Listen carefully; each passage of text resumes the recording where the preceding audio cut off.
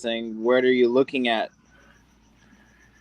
Oh well, it's not showing up. Oh, yeah, in the private chat. Yeah, I'm trying to find that one comic cover that it's got the a pattern on it that I wanted to put on to ink on this one piece.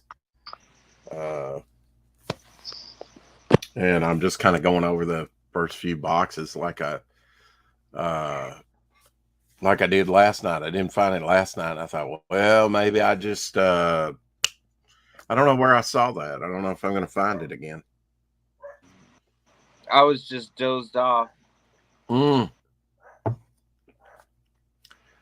when I was telling you, like when I'm sad, like I just sleep.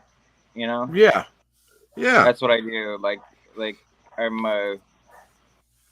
Rip Van Winkle. You know. I do that too. Or if I'm real stressed or whatever, it's just just to Mm-hmm.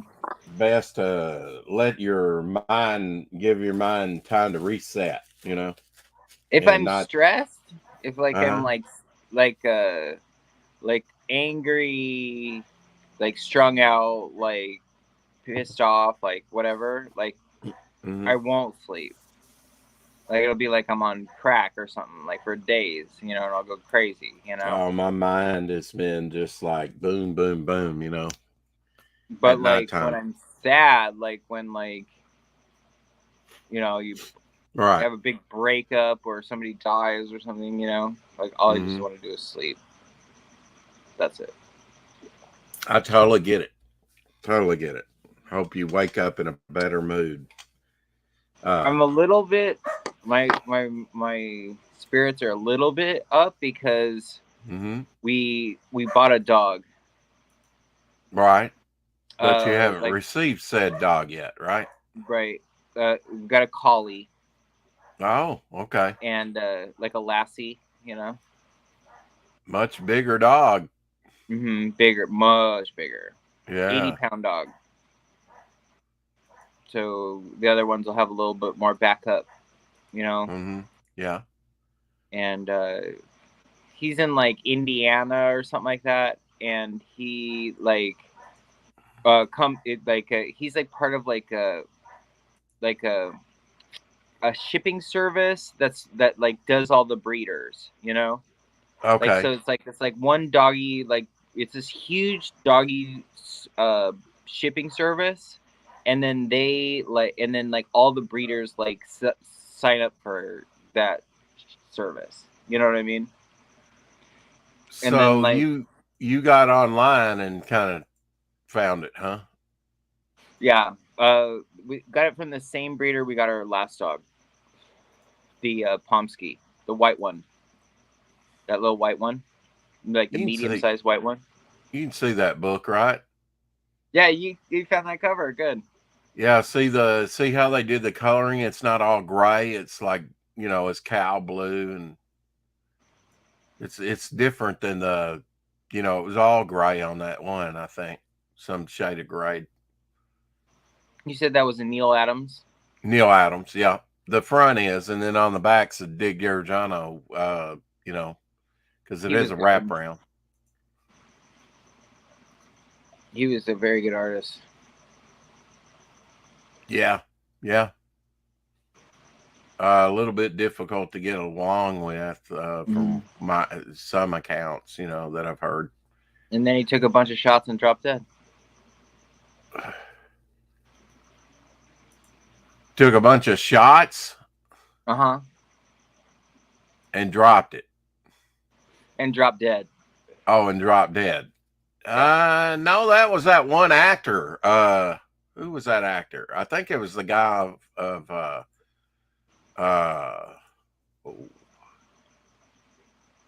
The Sopranos. Gandolfini. Yeah, didn't he take some shots and eat like some stuff and Yeah, he wasn't well. had a heart attack or something? He was, He liked to play hard, I think. I guess, you play hard, you got to remember, all right, what's it going to cost me? Just saying. Mm. That was a great show. You might be able to do that for a little while, but your body will and mind can only take so much abuse, you know. Yeah, I never watched The Sopranos. Never really. That's Nope. a good one. Not one episode. Well, don't start because you'll binge it. Probably. Yeah, I'm a You'll be- binge watcher. It'll be a commitment. Right now, I'm binge watching, trying to make it through Shield season 4. I'm not even sure how many seasons were out. They did probably 7, but I've only got 6 of the 7 seasons. I need to get the 7th if there was a 7th. I'll have to look that up and see.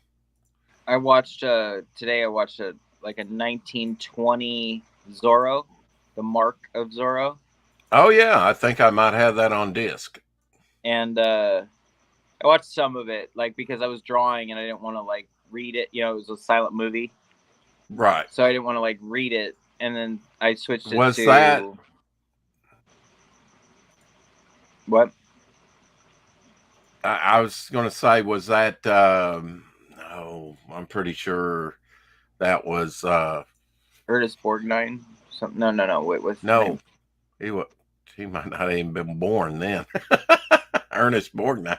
Not Ernest. No, some famous name.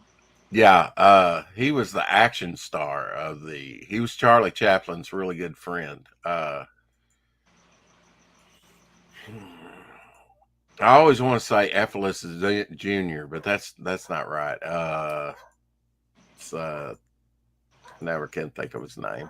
So then I watched the Mask of Zorro, which was the Antonio Banderas, Catherine Zeta-Jones one.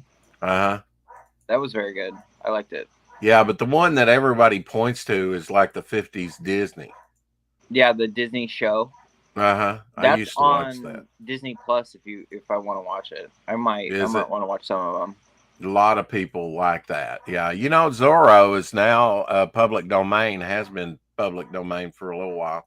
Mm-hmm. Yeah, and like 2 different creators are doing it, so like I was like interested in it. You know, it was a lot like the Banderas one was a lot like Batman. Like he literally like has a black horse and he goes under the waterfall to like the Zorro cave, you know, it's like the cave and everything. You know, it's straight up Batman. Yeah, I mean, it wasn't that bad a movie. I have it somewhere. I'm not really taken with it, you know. I could see, you know, to get in the mood, I would probably watch the 50s TV show if I wanted to do something with Zorro. Mm-hmm. But I'm telling you, even with public domain characters, you really have to change the look and, you know, make sure you're not mimicking a certain look. You have to make yours a unique character, but it can be done. I'm really hoping I can find this book because I would like to. That's what I wanted to do, was start out with that one cover that I was working on and kind of get the background of that. And then I would just do something separate to put the figures on, then digitally put the figures over the background. But I don't know if I'm going to be able to find it.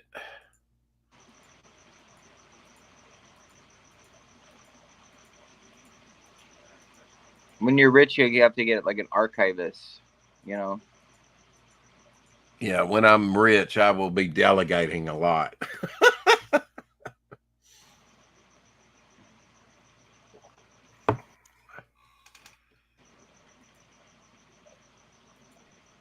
We'll eventually get there, Ryan.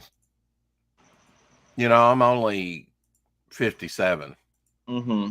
I've got time. Yeah. Hopefully. You never know. Time.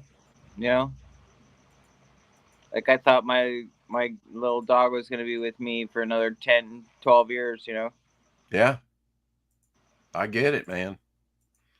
Like I said, there's not a day that goes through my life that I don't think about Abby, you know, and not doing without her. And I'm very fortunate that she's been pretty carefree. You know, she's been to the vet once, you know, Mhm. and that was over an abscess tooth. Yeah.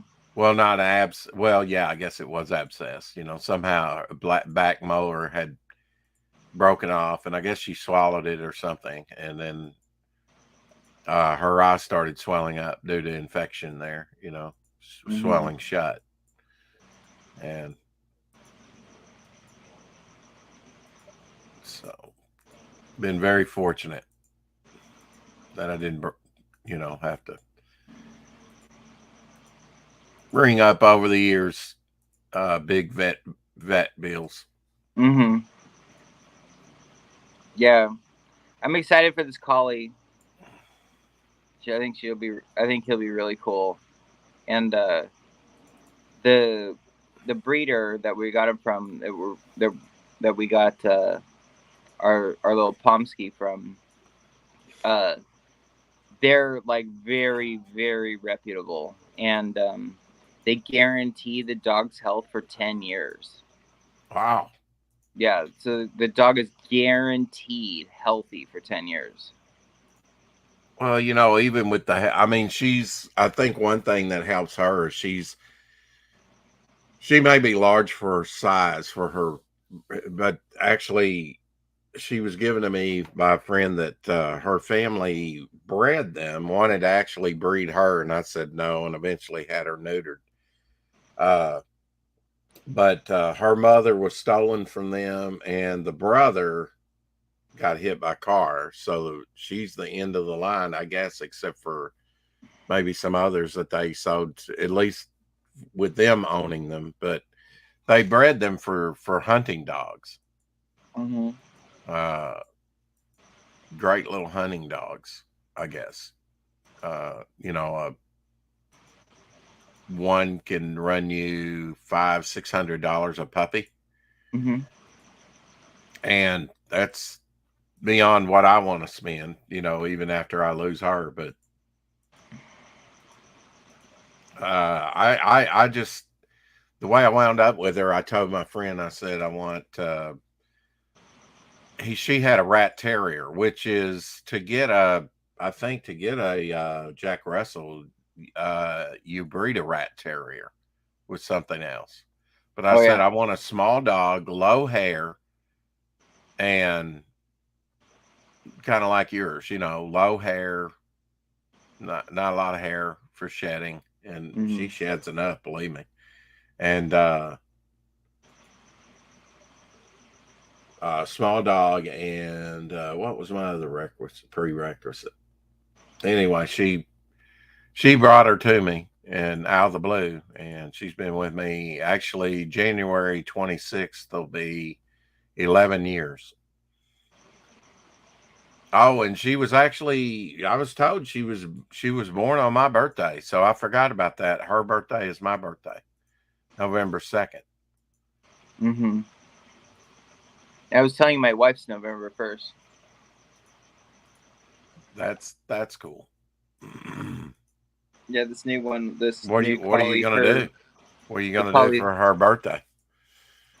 Not a whole lot, because on the 6th she's going in for back surgery. Oh. So you know, we're just kind of waiting on that, you know. Yeah. Oh, joy. My friend just had a procedure for polyps that lives over in Jackson, Elsie, and he got the last of them removed. He had like 6 removed like a couple months ago, and they rescheduled him. They got the rest. Everything looked benign. I had that done too earlier this year. First time I'd really been put under anesthesia. Well, second time, because I had it done for some oral surgery earlier. Not a great feeling. I mean, you know. I haven't. I don't think, no. I never have. Yeah. I mean, it's like they put you to sleep, and it's like you're 10 seconds later, you wake up, you know, it seems like, even though it's been 30 or an hour or however long, you know, you come out of it fairly quickly. Jeremy Burt's really faked me out today, Ryan. Packed Oh his yeah. artwork very nicely in an all caps comics box with the tape and everything over it. Mm-hmm. But then I knew what it was before I opened it up, and because I looked at the return address and it had Jeremy's name on it. I said, well, man, I was thinking lightweight box. Maybe it's those Comicsgate t-shirts and things that I ordered. Might have even ordered a beanie. I can't remember. I know I ordered 4 shirts. Wow. Right before Ethan, I mean, like maybe a week before he ended the campaign, a week or two. It was right at the end of it. It had been running since January most of this year, and I didn't even know it. That's what That's what I'm saying. There's people think people know my stuff's out there. No, not necessarily. There's been a lot of campaigns. I mean, when I owned Ashcan, I'd go in some chats, and I went through the campaign a couple of months, been promoting it, and even in demand, and we go in some chats and they go sign up for Devil Flower. Now I'd only had a short sign of about a month and a half, but I was like, no, man, the campaign's over with. I'm in demand. You just take it for granted that these people know. They don't. Got to get the word out. Yeah. I do want Dillard to change something on the cover of the prequel. I was thinking that at the bottom I would like, lettered the saga begins.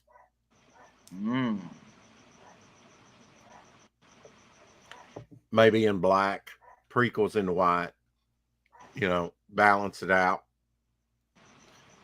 And I think about bottom is about the only place where it's not covering up a lot of his artwork.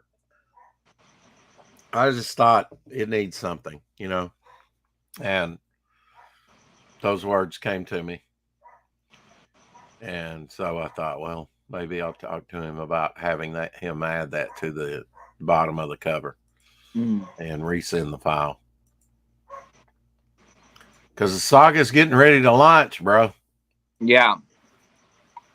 And it's off to the races after that. Campaign does fairly decent, we'll be off to the races. And cranking out those books. Like I say, I think my next one's going to be, since I'll have the artwork for it. Of course, there'll be a lot of work to be done on it, put it together, but a character book. And I'll concentrate on the characters that I'm introducing first. But there'll be a lot of other characters in there too. How big it's going to be, I don't know. But to me, I'm just utilizing what I think is going to be the easiest to do while I work on Momentum Future Visions book, which I'm getting ready to get some artwork produced for that. I think I talk to you about doing the 1 or 2 page story set in Italy. I don't know about the set in Italy part. Okay. Well, I know you could do it. I know you could do it because you do research. You look these things up and whatnot. It's set in that story set in the recent future, and it's basically showing the character off. She's leaping from rooftop to rooftop, but it's set in Italy, so you have the nice architecture, the nice, figurative stuff in there, depending on where you set it. But she's kind of retreated to Italy and gotten out of the United States. and this will be in Devil Flyer. It just hasn't happened yet because, like I said, this story takes place sometime after one of the issues. That's what I'll say. You know, in the near future. And then I have a story, The Death of Silver Boa, which is talking about the original Silver Boa, and the artwork's getting started on that here pretty soon. That's a way to introduce Silver Boa at the end of his life, you know, and that's set in our past, but his future, which is like in about 1959. I think that's cool. Like, you introduce a character with a story of their death. That's good. And then I have the story I really want to get to, which is set 250 years in the future. It's been done, but it's good. Like, it's like sort of like classic. Yeah. Well, you know, all I can say, it's not been done the way I've done it. You know, I try and divest myself from a lot of literature, a lot of even comics and stuff, and it's like what comes to my mind and sort of coalesces, and I can't tell you why some of it comes to my mind. You know, I'm really trying be original. You know, I know that there's ultimately going to be comparisons. Oh, this looks like such and such character, and that looks like, and that story reminded me of that. You know, that's inevitable. But do you remember it was an old time radio show, and it was Orson Welles, and it was called The Third Man? Yeah. You remember that one? Uh-huh. And it was Harry, and like the beginning of it is like a gunshot. Mm-hmm. And it was like, that was the night that Harry Lime died. Yeah. And that was the third man. Like, the third man was like Harry Lime, and he was shot like in the alley or whatever, in the subway or something like that. Mm-hmm. Anyways, like, that reminds you of it. Like, that whole, like, introducing a character with the story of his death. Yeah. Reminds you of Orson Welles. Well, that's good company indeed, you know. Mm-hmm, yeah. I promise not to hit the buffet like he did. There you go. But yeah, I mean, Orson Welles was a trendsetter. He was something else. Wow, I'm already on box 12. No wonder all these comics are looking new to me. There's some pretty good books in here. Just not the one I'm looking for. That sucks.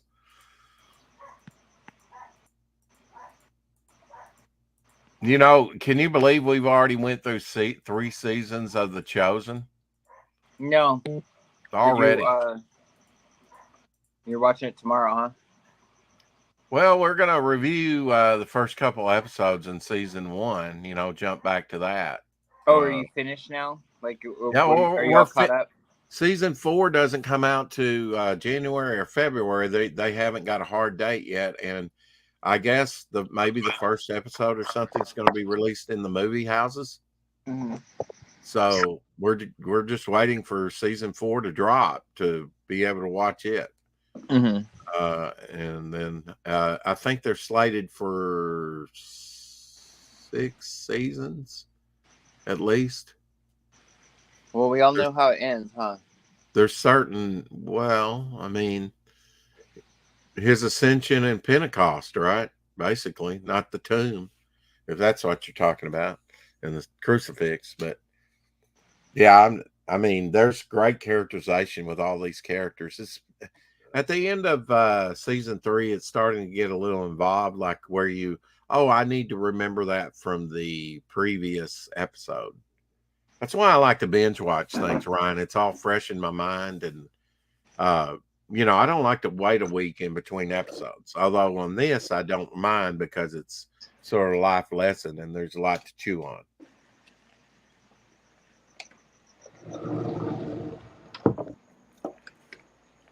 I picked up some pumpkin spice coffee. Have you ever had any pumpkin spice coffee? Yeah, probably. Yeah. I don't You know have if to I'm pay going to like it or not, but it was the last one they had, and I said I'm definitely picking that up because I do like pumpkin spice. Some things, you know, thought I'd give it a try. I have to figure out what I'm going to ink on tonight.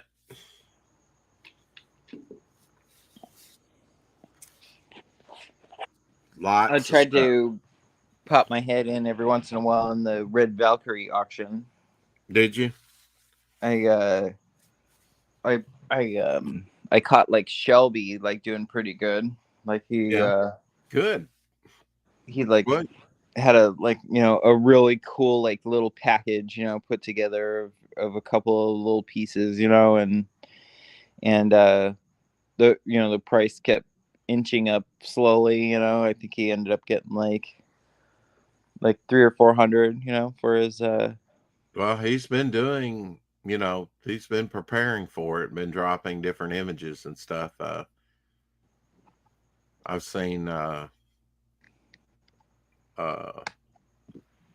Red Valkyrie does well because they're consistent with it.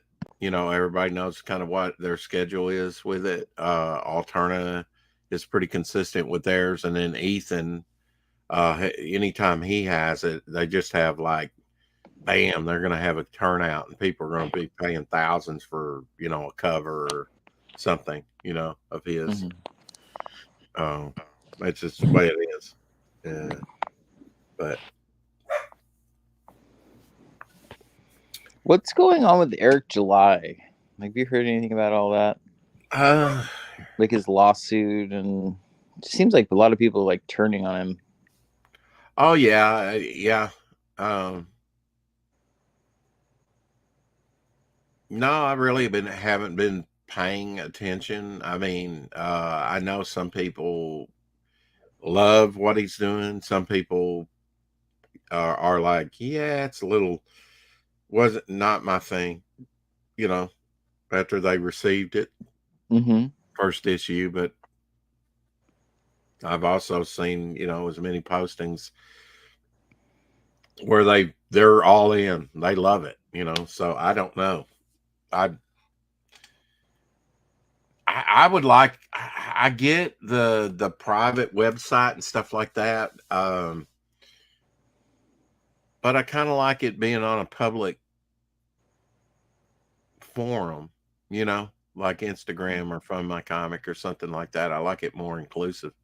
Like I say, if you do gangbusters, like Ethan, Mm-hmm. it's still a small print run.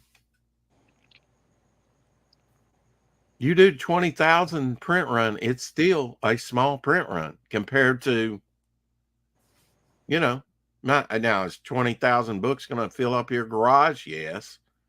You know, boxes and boxes and boxes, but I mean, it's still a small print run compared to the big two and, what comics used to be. And, in the 40s, used to sell in the millions. In the early 90s, special things would sell in like Jim Lee's X-Men, or which I know was a lot of speculation, but there's a lot of copies out there. That's why you can still get a near mint copy for $5, even after 30 years, But 20, Well, I just, it drives me nuts, man. All these, I get it. I want it to be exclusive. I want it to be limited, and if you're doing like a statue or something, only 5 made or something like that, I get it. But I mean, I think a lot of I like limited stuff just as I love. Oh, Ryan, have you seen this? Only 20 in existence. Here's a one of a kind item. I get it. I do. But these CGers that are like, I want it limited. I want it short. It's like, oh God, you don't get it, man. Maybe I'm not getting it. If you do 20,000, it's still going to be limited. It's going to be small. You're going to be a sliver in that pie chart.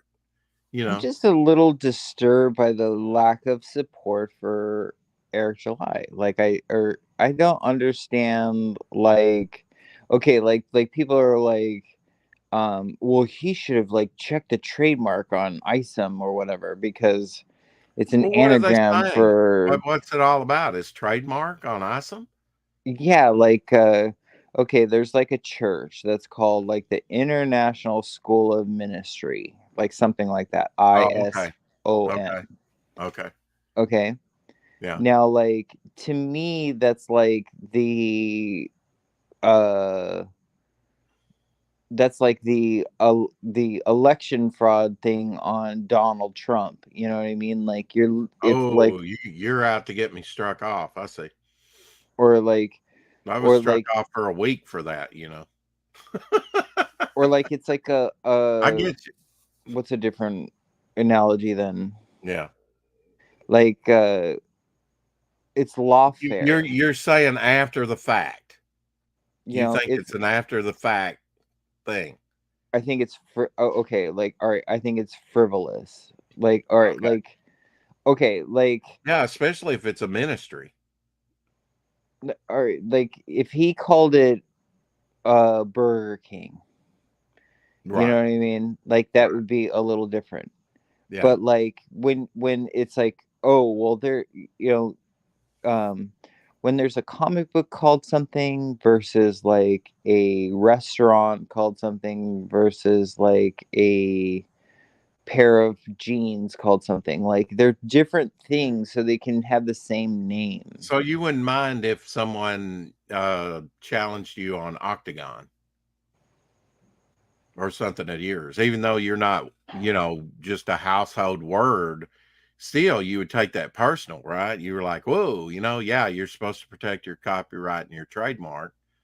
I wouldn't like anybody stepping on any of my stuff, even though I'm unknown to the general public. I get it, but at the same time, what's a ministry got to do with the comic? But I get that too, because you are to protect your trademark. And if they do indeed do have a trademark, then they have to legally protect it or lose it or make it public domain where anybody can use it. Which I don't see. I don't know the debate about it, but if it's a ministry, you think they could work something out instead of lawsuit.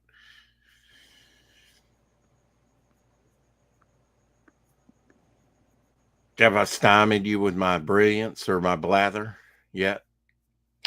Uh, no, I just think like we have a complete like failure to communicate. Like I just don't. That's that could be true. Um, I often do that with people. like I personally think that like it's an like utterly frivolous attack Yeah, against him. Like literally like going yeah. after him like because like he's independent. Do you think people Like would do the same for to you if you had overall no good success reason. and have like $6 million campaigns? So Do you then think like people would be coming after you? so like when I say that and then you're like well wouldn't you be like defensive if like somebody like if you know of Octagon or something like that Yeah. like I'm to just me I'm saying just like I'll legally just stop you have talking to. like because obviously have no idea what I'm trying to say, you know what I Well, mean? maybe not, maybe not. And I'm sorry. I'm just saying, isn't it? If you have a copyright or trademark, you have to protect it or lose it. I'm Pretty much. just saying that like our judicial system Right. is unbelievably corrupt, Oh, I agree. and Um, like for you to like make Ripa like spend money because you Yeah, didn't check some anagram of your stupid church, you know what I yeah, mean? Like yeah, dude, just go away. Like you and your lawyers can go to hell, you know. yeah. Like you have no ground to stand on. Are Like I they didn't are like, they suing him for some money? yeah, and not even like Okay, suing him for some money. Like they're taking him to court so he has to spend money on lawyers. exactly. I mean, that's what I'm saying. If you did $6 million on your first book and say 4 million on your next, like he did or whatever he did, you would have somebody probably suing you people, it brings the bugs out of the woodwork, man. Exactly. And then I'm like, like reading on Twitter, like, people like going after him, like being, comic skaters being like, well, too bad you didn't check the trademark first, and Right. it's like, and I'm talking about very prominent Well, CGers, people are chiming in on stuff they don't know about. They feel like I need an opinion about everything. I don't need I usually have an opinion about stuff, but there's some stuff, it just doesn't, look, I have a filter and that's like, yeah, I never heard of it, never saw it, never, I'm not like my friend that says he's never seen Star Wars all the way through. I'm like, dude. And then the people that are chiming in, like, dude, stay out of it. Like, you're not helping things. Right. I don't, yeah, well, I wonder if they're just jealous of his success and they feel obligated to chime in their 2 cents, which is worth about 2 cents. Extremely jealous of his success. Yeah. And threatened by it. You know what I mean? Yeah. So they need to like go and after they should be rejoicing. He's, people who are making that type of money are showing that it's possible, Ryan. Now he's got a big platform. And I'm sure if you talk to Eric July or anybody that has had that type of success, they'll look you square in the face and say, I earned it. I put in the time. I put in the hours. I put in the work. He didn't need to do this either. Like, this is all just like gravy for him. He was already big like before this even happened. Right. I mean, I don't understand. You give me $1 million, I'll produce all the comics you want. And I won't even have to write them. I'll hire a writer, I'll hire an artist, I'll hire blah, blah, blah. I mean, no, I'll write my own books because I know where I want to go, but with my entertainment. But you know what I'm saying? If you got an unlimited budget, you can do just about anything you want. Comics is not rocket science. It's not brain surgery. I had a friend that was a brain surgeon. It's not brain surgery. Now, I mean, look at all the people who have dipped their toe in the water, Ryan. I just can't understand at all that people are not just either one of two things: either going to bat for Ripa or just not saying a word. Yeah. Like, if you're independent, you should be doing one of those two things. Like, and then like fight with or complain about or go after like people that deserve it. People are, I don't know. There's people that are go after into a the real drama. fighter that really copies other people. They're into the drama. I don't know anything about Eric July, but he, I do appreciate that he's done the numbers that he's done, and he's shown that it's possible.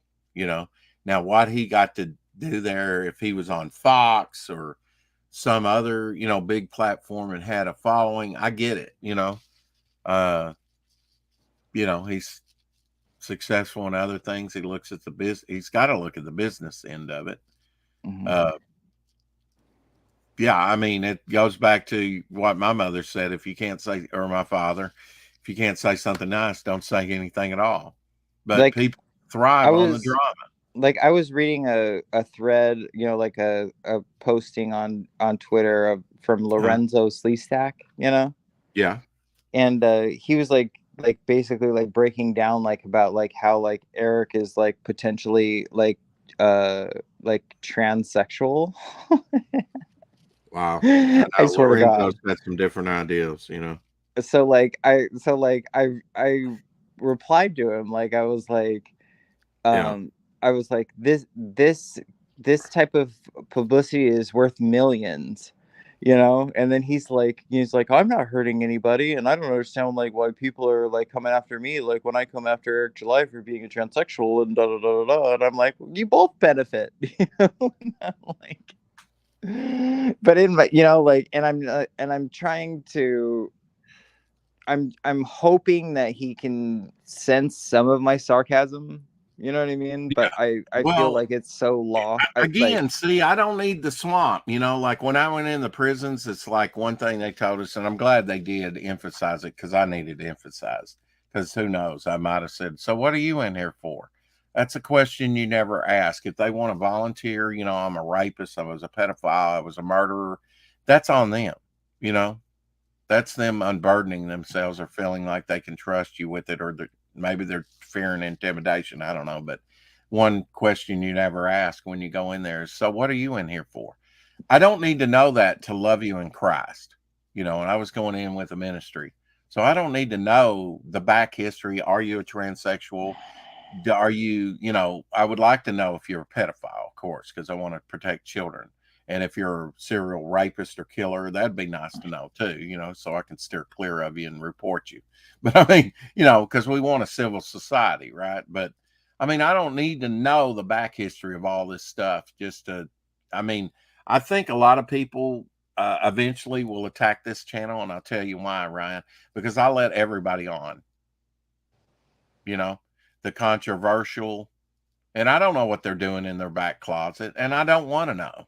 I'm taking them as face value, and I'm going to make mistakes and let some people on that, maybe I should have never let on in the meantime. And I haven't been burned enough,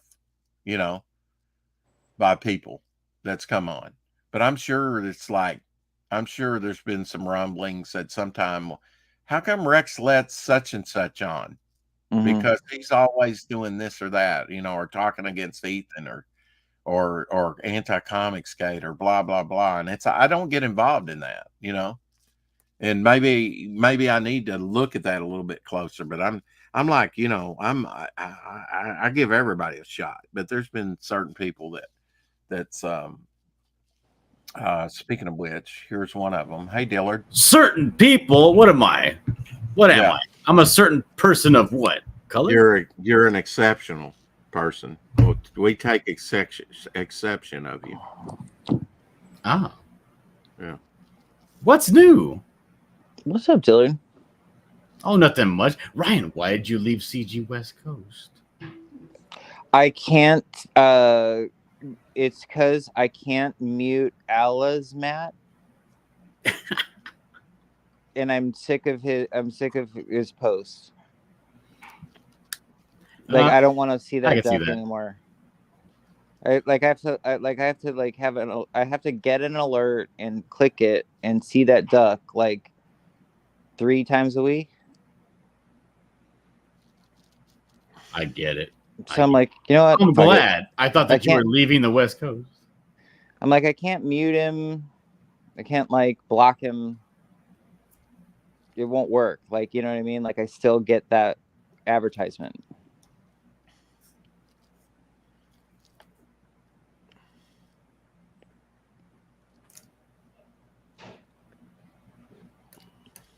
So what are we doing? What's the haps? Well, I'm inking, but I was telling him, I thought you might be up working, and yeah. So I gave you the link. But yeah, there was one change that I wanted you to make to the cover, and that was lettering on the bottom that says "The saga begins." ... Some kind of lettering in black. Not too intrusive as to cover up your stellar artwork, which everybody's been raving about. Oh yeah, who's been raving about it? Everybody that's seen the cover artwork loves it. I hope they love it all the way to the bank. Ryan, have you seen the cover art? Yeah. So tell me about this rave that you went on. That you're talking about the pitchfork, and you made it into a t-shirt. That one, right? The prequel cover. It's that's the cover, right? Yep. Looks really good. I think it'll make a great t-shirt. The black and red. Yep. Those are my favorite colors, and they're kind of my company colors, At least on the magnet I made. Red's my favorite color. Mm-hmm. I like red a lot too. It's like my second favorite. What's your favorite? Blue. What's your favorite color, Dillard? Red Yeah. is my favorite color. Ah, there we go. I can't tell you why red is my favorite color. It just is. Has been. I always like cherry pie too, and that's kind of red. Mm-hmm. Cherry over apple when I was a kid, far superior.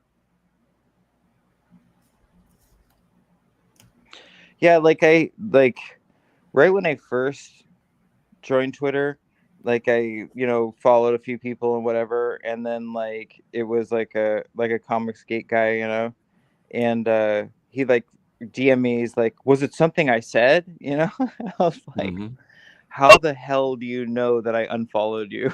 You know what I mean? How are you checking that shit? Because I didn't know exactly how it all worked yet, and he's like, and I'm like, no, and I was very honest too. I was like, it wasn't exactly something you said. It was just some of your extremely satanic posts. You know what I mean? I just think it's a spell going out into all the different phones, and I just don't want to see it on my timeline. And I, so I just unfollowed you. I didn't understand that I could just mute. You know what I mean? But even if I could, even if I didn't understand it, I still don't want to follow you because you promote Satan. Wow. You know what I mean? And I don't even know this person, but yeah, he will definitely remain nameless. Mhm. And and I was just kind of oh crap, I'm accountable for personally hurting this person's feelings or whatever. I just don't appreciate, it was nothing personal. I try to explain it too, and he's like, it's nothing personal to me, and he's like, oh, it's nothing personal to you, and okay, it's cool, we're cool, you know what I mean? But I don't appreciate your antichrist blasphemous posts.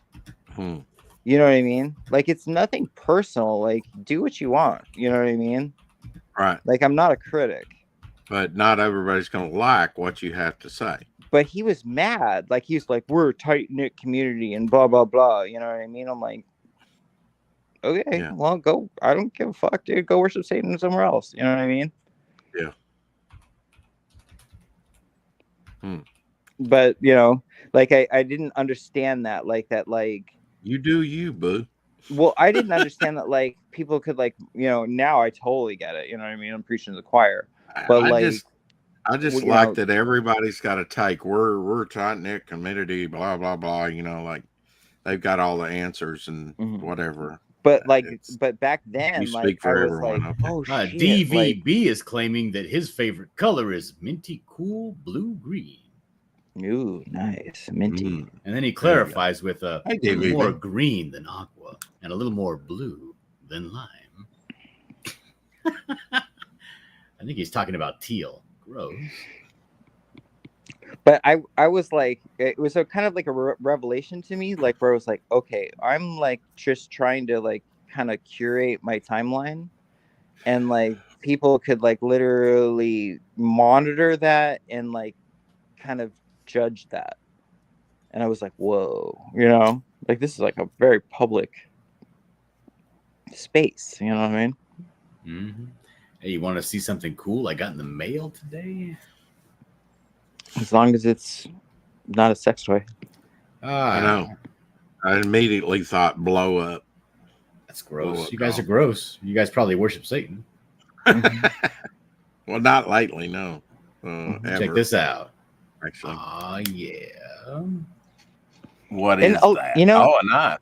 Some very, very nice people do. Pocket knot. Very nice. Like some really, really nice people. Pearl Satan worshipers. Yeah. It's a trapper. I don't know exactly sure what this is for. It's called a spaying blade. I'm assuming it's for spaying animals. Whoa. Where'd you get that? Online. Okay. It looks like something that you'd cut a trout with. Yeah, it's a bigger size, right? It's not like a smaller pocket knife. Mm-hmm. So it's like it's more utilitarian. I like when I have knives like this, just with the 2 blades. I like to keep one never used, so that way it's always super sharp when I need something crazy sharp, and then the other one I just abuse the hell out of. I don't like how this sketch card's going, so I'll probably scrap that one. It's got some good features to it, but it's sometimes it works, sometimes it doesn't, Dillard.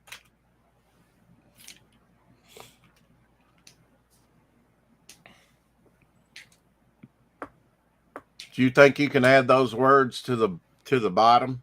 I mean, of course I can. I can do anything. I'm John fucking Dillard. Yeah.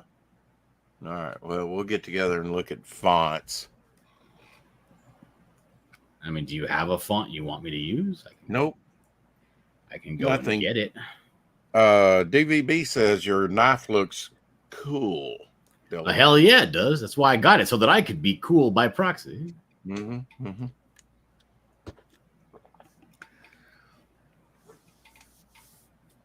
Hoping to launch November 4th, Dillard. Ryan's going to help me put the very campaign soon. Up. Yeah, well, I mean, you know, a couple days after my birthday. I don't want it during Thanksgiving or Christmas. It's going to have to run through the holiday season as it is, but you need to get it up. There used to be a Graham Tower alone on the sea. And you became Seal. He's singing Seal. Seal. I'm gonna look at Find My Comic tomorrow if I'm not crying about my dog. All right. That was yesterday. Get over it. Well, you do you do your campaign, Ryan. I mean, you know, Dillard's got to put the, you know, hopefully we can get it up pretty quick. I'll get her scanning some stuff to send you for this next week, and still got sketch cards and things like that to be scanned. DVB is impressed that my middle name is fucking. My middle name is Bruce. I went on like a 4-mile hike today. 5-mile hike. Oh, you did? Was there a reason why? There was a solar eclipse this morning. Oh, that's right. Yeah. So like I went like hiking through the hills to like get like a better view of it and stuff. And it was fun. Like I ran into people that like had like lenses and glasses and stuff. Like they were all looking at the eclipse. Like so I got to like borrow them and like get some good footage, and it's pretty cool. I was thinking like maybe I'd like make like a video for it. There was like a solar eclipse, and I actually did, you know, had enough photos that I took during one that, you know, if dealing with shadows and pictures and stuff, I could have done a whole gallery show. But I left my phone down in Florida. It was on the phone. That's what I took it with. I'm not even sure if I had a digital camera then, or why I did it on my phone. But once I left my phone on in Florida, nobody sent it back to me. I lost all that. So good to back all that stuff up.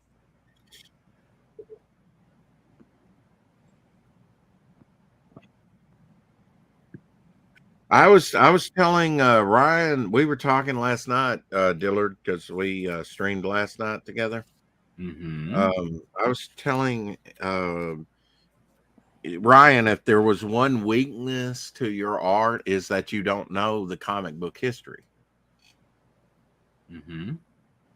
Basically, you know, and that can be beneficial too. I mean, you know, I was just saying that I don't really let that type of stuff try and influence me too much, because I want to be original with my character designs and stuff. And it's inevitable. You're going to get comparisons. Oh, that character looks like this, or that storyline reminds me of this. You know, there's always comparisons with people, but I try and kind of divorce myself from what's come before, but at the same time, I do use some of it as inspiration, and I do know some of the backstories and histories, and I think that aids me, especially in my writing. You know, certain beats I want to hit, or you know, this was cool when I first read it. I can remember the feeling of seeing Spider-Man underwater, all chained up or something. You know, that's kind of, I think that's probably where I got that image for my splash page with Devil Flyer all chained up and sinking. I thought that was cool. You know, you start right in the middle of the action and then just kind of pick it up from there. I'm not following. Well, you know, it's me talking, so that's no. Old Dirty Fatty says, hey, Old Dirty Fatty, by the way. Dillard says, Dillard is the man. So Old Dirty Fatty doesn't think that my artwork suffers from my lack of comic history. Yeah. Well, I wouldn't say your art suffers. It's just you don't have the vast backlog of knowledge of the stories that have been told or the art, you know, in a lot of these things. I'm sure you do your research on certain things.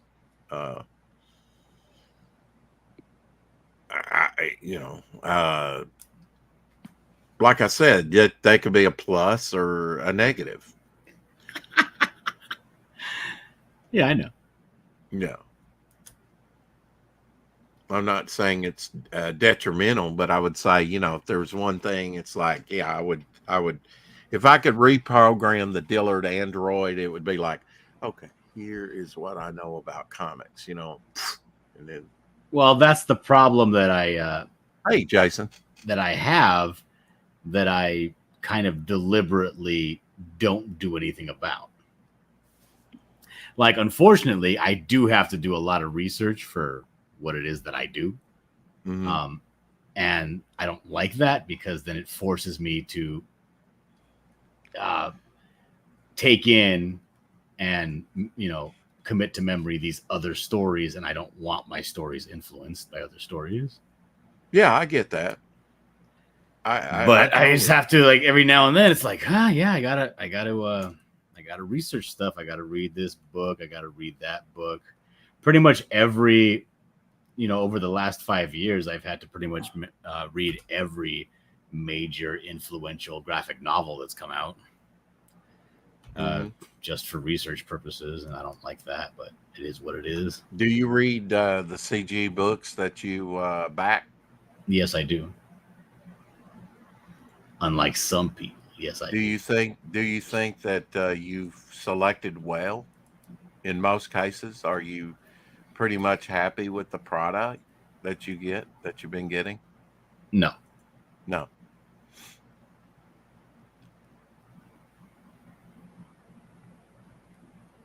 That's a shame. Yeah. CG needs to do better then, I guess. I think so, yes. Yeah. Is it more art wise? Is it storytelling? Is it both? It's both.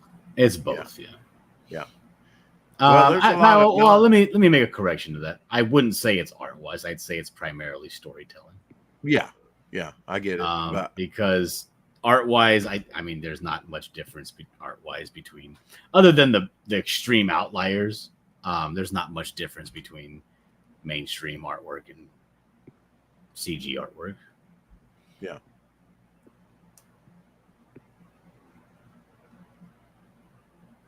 You think most people are, while they're denying the big two, are trying to emulate the big two?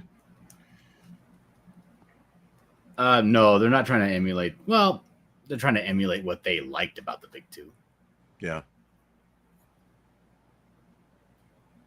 But I don't think anybody out here is really trying to emulate current year big two. There is some stuff out there that's genuinely just very good.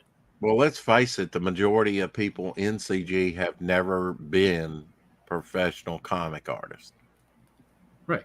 You could say, okay, Shelby has been, you know, Ethan's been, all the Kingsmen. I mean, you know, but the majority of people have not even skirted, you know, the fringes of creating comics. It's just that people like me, it's like, yeah, I've wanted to do it and been working towards it. And now I see a good distribution model, to crowdfunding, and, channel like this to reach your audience and Yeah. seeing I was other. thinking, like, I'll never ever be a Comicsgate king because you have to have worked in the mainstream to That's not be a true. king. It's not Uh, true. no, I wouldn't say that, Rob. Okay, let me just say that, like, I have personally heard Ethan Van Sciver say that, and it was in direct relation to Mandy Summers, that you had to be a professional, working professional in the mainstream to be a king. That's like one of the rules. And so I was like thinking, like, dude, Wow, like, there's I'll rules never now. be. Go ahead, Rex. No, I'm sorry. You could, like, I would never be a king because I'll never ever Hey, work Rod. for Marvel or DC. Well, I guess like it could, because like I could like maybe work for like another like smaller publisher or something like that. But I wouldn't work for Marvel or DC for any amount of money, no matter what they offered me. I don't know. Yeah, I'm gonna put you up on game. All right. Depends on the project. No, I'm gonna put you up on game. There's a reason why Ethan says, "Oh, you can't be a CG king unless XYZ. You can't be on CG Kings or yada yada yada." There's plenty of people that have worked. Irene, that's not a CG king, and is not on CG Kings, even though she's worked in the mainstream. You have to be very entertaining. You got to be one of his friends. Your project has to look really, really, really good. And you have to be entertaining on stream to the point where he feels comfortable, because it's just his stream. And that's just the rules for his stream. Right. Mm-hmm. I want people that are entertaining. He basically wants to be Howard Stern. And he wants a whack pack. You need to have a gimmick. You need to be able to either be funny or be made fun of. And the thing is, he doesn't even want to say, most people that want to get on my show, their stuff is straight garbage, and I can't keep telling people their stuff is straight garbage because it's going to put me in a very bad light. Mm-hmm. Well, I'm just saying, like, what I've actually like literally heard him say. Yeah. So like, and like just that like literal fact that like, I like stopped reading Spider-Man because like literally Stephen Colbert and Barack Obama were appearing in the pages of my Spider-Man book, and that made me literally, physically ill. Right. So I mean, and I would never, like, for any amount of money, like, draw that horrible propaganda. And No. But what if they said, we want you to do this underwater adventure thing for charity or whatever, and it's not really, I mean. No, I'd say you're a bunch of pedos and you can all go to hell. Okay. Because that's what they are. That's what Disney is. Yeah. And Warner Brothers is worse. And they've always been worse.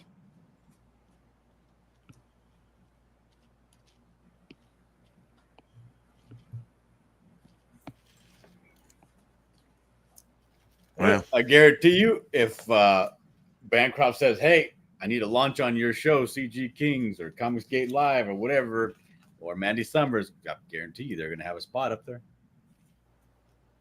On Ethan's show, you mean? even though they haven't worked professionally in comics. Yep.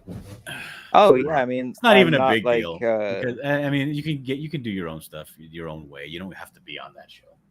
I'm not like criticizing Absolutely. it. Like, I'm just like saying, like, that's like the conundrum that like a bunch of like new creators are gonna face, because like, we hate the mainstream, we hate the dinosaur media, we hate the fake news. Like, we'll never ever work for it. Yeah, I put my stuff out there before, saying, "Hey, you know what? What if I did this for your book, whatever?" I never got work from the big two, so why the fuck should I care if they would ever hire me? They didn't hire me before. Why would I care if they hired me now? Jason Exactly. said you can't be on CG Kings unless you've worked in the mainstream. But if you're selling six figures constantly, I think that would make you a king in CG. Yeah, you think Eric July wouldn't be able to get on CG Kings? So okay, what's up with Eric July, dude? Like, are like CG people like turning on him or something like that? Like, what's going? Like, is he fucking up?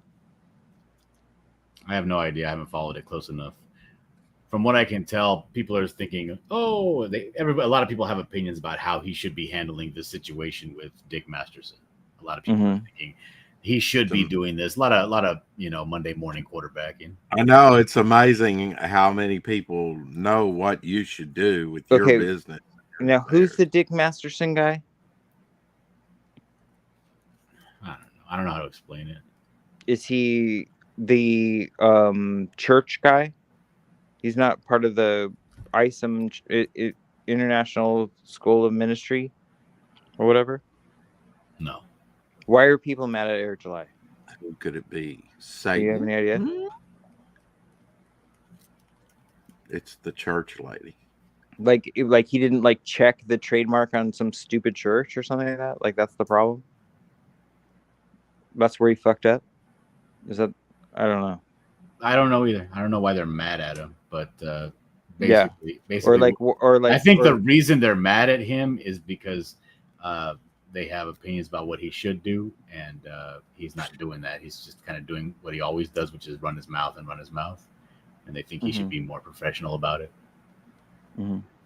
Like, I agree. Like, when he's like tweeting back at like somebody that like has 16, like I've even like tweeted back at it too. Like, I'm like, dude, why are you giving this guy the time of day? He has 16 followers.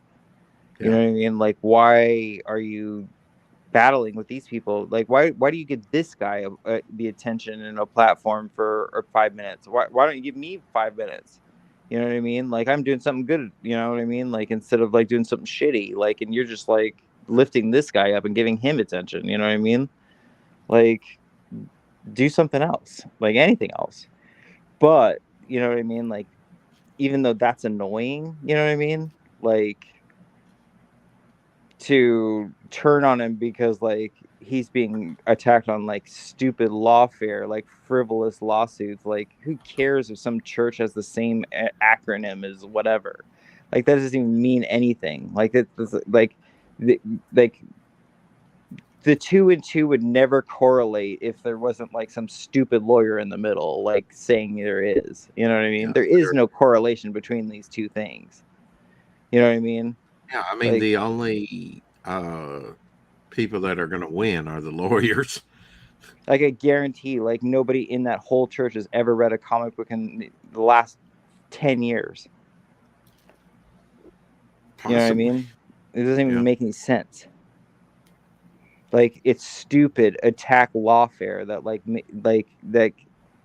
you're literally just like attacking the guy for like no reason. Like, so what? He's running his mouth. So what? He's being a child about it. He's like 25 years old, dude. Oh, he's older than that, isn't no, he? He's not. He's like, Eric July is maybe 27. Really? Wow. Something like that. He's very young. Wow. Okay. Very, very young. And people like, you need to get off his dick, dude. Like I don't even understand like why people are in I think y'all know exactly who I'm talking about. You know what I mean?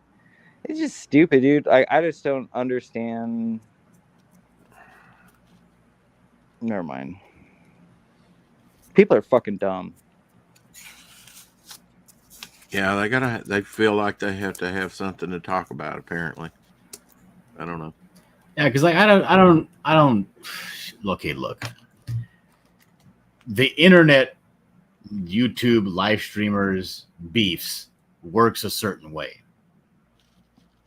If you want to go the route of I am here because I want to fight the wokies, right? Mm-hmm. My channel's about being anti-woke. My channel's about drama farming, finding lol cows, making fun of people that are saying ridiculous things that I don't agree with. Right? The point of that is to keep it going. You have to go every day. You have to follow whatever topics you follow. Like look at like a Yellow Flash channel or something. Every day he has to have all these, whatevers, email notices talking about Disney, talking about Star Wars, talking about whatever, and finding instances in which they fail and then laughing at them about that. Right. Right. So that's what's going to get your channel growth. That's what's got them traction. That's a reason why they have hundreds of thousands of followers, and that's what the followers want to see. Which is why he does a video talking about Mario Brothers destroying the woke agenda of this, making tons of money, gets 500,000 views, and promoting somebody who's a nobody like me will get him, even because his platform is big, it might garner 1,200 views. Right. I'm not doing his channel any favors if he's promoting me. It's simply one-sided, right? Mm-hmm. So there's not a lot of incentive to do that on a regular basis. Yeah.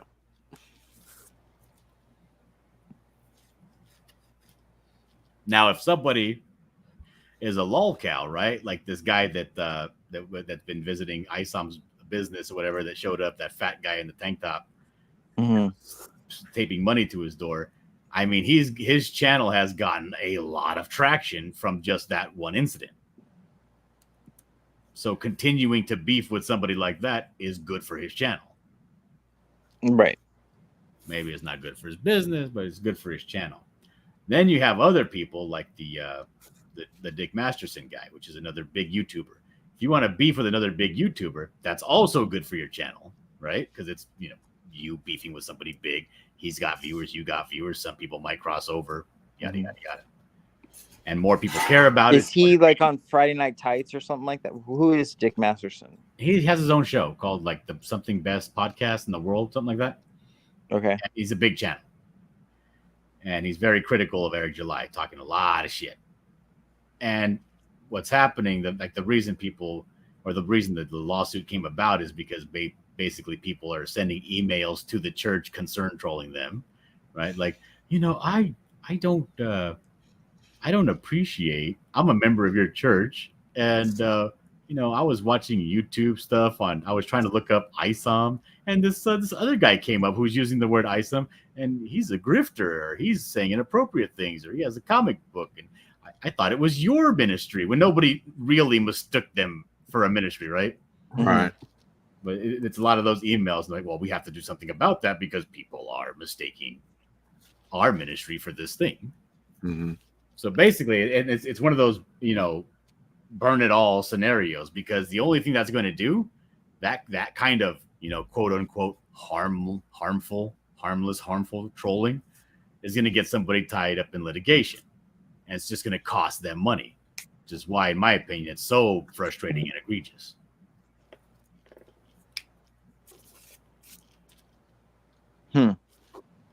Like, nobody wins in this scenario.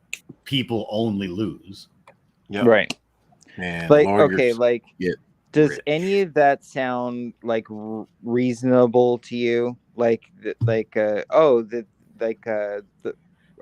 Eric July's actions are hurting this church, and he should be responsible to monetarily and be.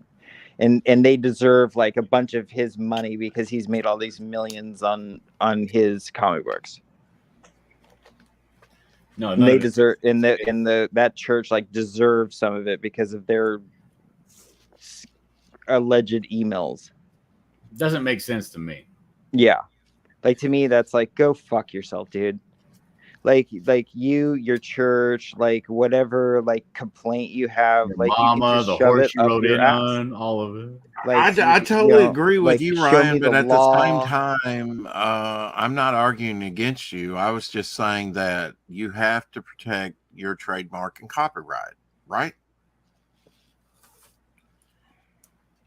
or you will lose it. That's all I was saying. I'm saying that like that whole argument like just pisses me off. Like the you have to protect your trademark. The fact that like the lawfare is so Yeah. just unbelievable, like that like people can just sue people into oblivion Oh, I hate for that no too. reason. Yeah. Just like sue them into bankruptcy just to sue them. Like so all they do is pay for lawyers Mhm. until they have nothing left. Oh, most of the legal thing So is like just yeah, frivolous lawsuits. so like no offense, but yeah, you have to protect your trademark, right? Right. No, fuck you, fuck your lawyer, and fuck your judge, and fuck you. You know what I mean? Not you personally, but like Right. whoever like it has that argument. Oh, you got to protect your copyright, right? Yeah. Well, you know what? Why don't I just beat your ass? Like maybe I'm just not in a great mood. Yeah. But like I think that like all of this like positioning and posturing and suing and You're getting it. That's about what it amounts to. Just like positioning and posturing. you have to protect your copyright, right? Blah blah blah. No, you are full of shit. And you're wound up in metaphorical nothing. No, I'm not giving you any of my money. In whatever school of ministry, fuck you.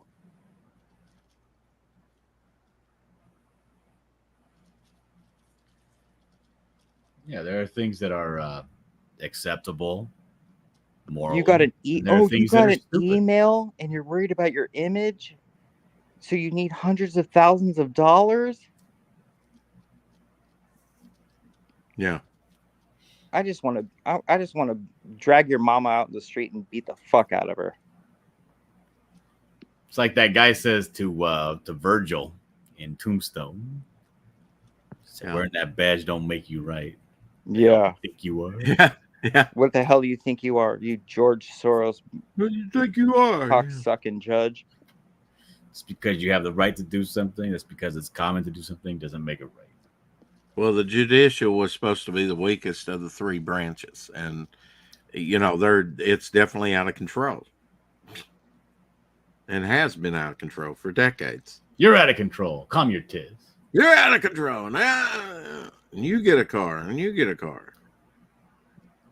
Yeah. Everybody wants my pain, rule the world.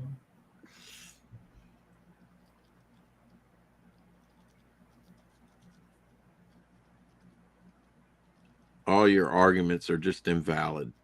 That's all there is to it, right? You're just pissed off. That's all it is. Could be.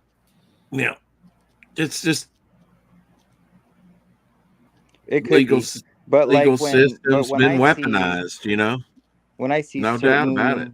Prominent CGers going, Eric, you're really handling this wrong, and blah blah blah. Like, dude, you're a fag.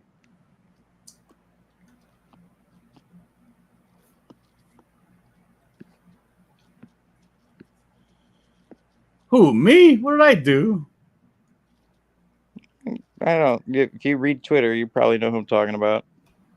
I don't know who you're talking about. You lost me the first time. I just didn't follow up with that. You're like, you guys probably know who I'm talking about. I'm like, shit, I don't know who he's talking about. I just didn't want to be the only one that sounded dumb. There's a church in Palm-tucky called Octagon. Palm-tucky. It's the church of octagonals, and they've gotten some emails. Fuck you. It's ridiculous. Palm-tucky.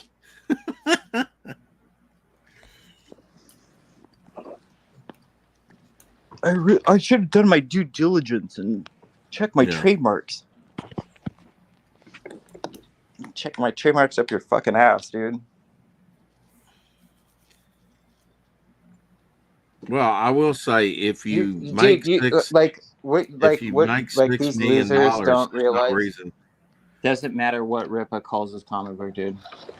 Doesn't. He can call it Joe Blow, suck my whatever, Mm-hmm. and people will buy it because because he's real. He talks the truth. He's not a transsexual. You Mm. know, So you're fucking coming out weirdos. against Lorenzo and saying he's not a transsexual. And I like Lorenzo. Like I appreciate it that he does that stuff. If it was me, like if I was Eric July, I'd be happy that he's like literally generating that much traffic on me, like calling me a transsexual. Dude, Uh-huh. I'm that secure in my manlyhood that like, dude, do what you want. I don't care. You know what I mean? But then like when it's like you like your comic book is somehow messing with the emails at my church and blah blah blah, you know, like that's like saying your comic book is hurting the flamingos in Madagascar or something bullshit. You know what I mean? Like somehow you could make that work. You know what I mean? It's so frivolous. Like what Eric July should do is like sue these fuckers for millions and just be like, just prove in some way like how I've damaged you, and think about how, like, you know how it's like Oh, that's more a expensive. countersuit. Okay, you know how it's more expensive for like Bill Gates to like stop and pick up $100 than to just keep going. You ever heard that like scenario before? Yeah. You know what I mean? Think about how valuable. I think that's what Eric July should do. Is he should just like sit down with a calculator and calculate how valuable his minutes are, and sue the fuck out of these people. Yeah, well, I mean, it might stop further lawsuits, right? That's what I was saying about you had to put up with this BS and protect your IP, or, I mean, if somebody's wrong, you think you've been wrong. But I totally get what you're saying about. I want some sort of receipt. Give me some sort of proof how my comic book affects you in any fucking way. Yeah. And then take your church and shove it up your ass. Well, we live in a world that, where often the perpetrator is the victim. And fuck you, CG people, for like not just either shutting the fuck up or backing him. Shut the fuck up or back him. Don't criticize him. You don't be a fucking critic. You're an artist, right? Don't be a fucking loser critic.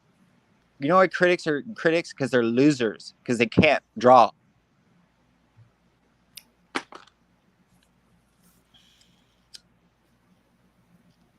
Yeah, I get that point.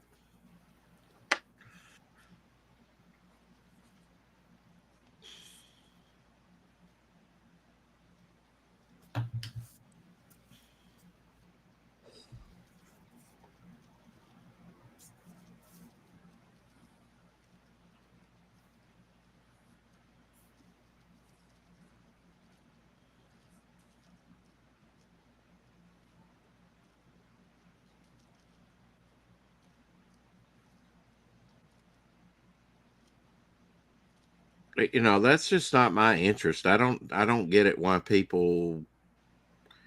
is that so important, to people? I don't know. Why, if you're transgender or not, what does that matter? I mean, is it hurting you? Do you just want to call him out? I mean, is that what you get off on? It's like, man, life's too short. He enjoyed it. Okay. I had a conversation with him. Like I said, I put you got one life to live, and you're going to call people out on what? Something you suspect about them. Oh no, I know this for a fact. Well, what does it matter? Well, he was saying that, like I was saying that, like he can't pay it, like this kind of advertisement or this kind of exposure is worth millions, because he's like making millions doing what he's doing, and y'all are talking about him, and then he's like, and then Sleestack's like, I don't know why people are going after me, like when I'm just like, saying what I want to say and blah blah blah, and I'm enjoying exploring, this narrative or whatever, and I was just like, dude, go on with your bad self, like, you both benefit, like you can say whatever you want. It used to be a free country, and then he can go on like being rich and making millions off of his comic books, and you both are happy. I guess. You know what I mean? But then like then these like guys that like think that they're all so smart, you know what I mean? And they're like, oh, he's handling it wrong and blah blah blah. It's so pathetic to watch the cancel the canceled. Like it's like rats like fighting over a piece of cheese at the bottom of a barrel. Yeah, well, rats are gonna fight over that cheese. That's just, rats are gonna be rats. No way. Like going after that. Eric like he's like a big fish. That's their nature, right? You become a target. Absolutely. If you were nobody would be covering anything you do. All of a sudden, Eric July's, in the spotlight more than ever. And it's like, oh, okay, I got an opinion on that. Really? Was 6 months ago when you didn't know about him, you didn't? What changed? That all of a sudden he became the subject of conversation? You feel like you've got to chime in your wisdom about it? Exactly. I don't care.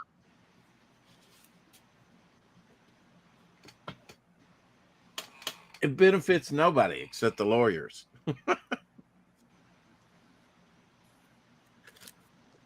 Once you've been to court enough, you'll get that. And I've been to court far too many times, and I don't like it. What did you know when it snows? My eyes become lost, and the light that you shine can be seen. Baby, I compare you to a kiss from a rose on gray. Ooh, the more I get of you, the stranger it feels, yeah. Now that your rose is in bloom, a light hits the gloom on gray. You demand. Unhinged says, did you know A Kiss from a Rose is about anal sex? Wow, there you go. I didn't know that. Ew, gross. I'll never sing that song again.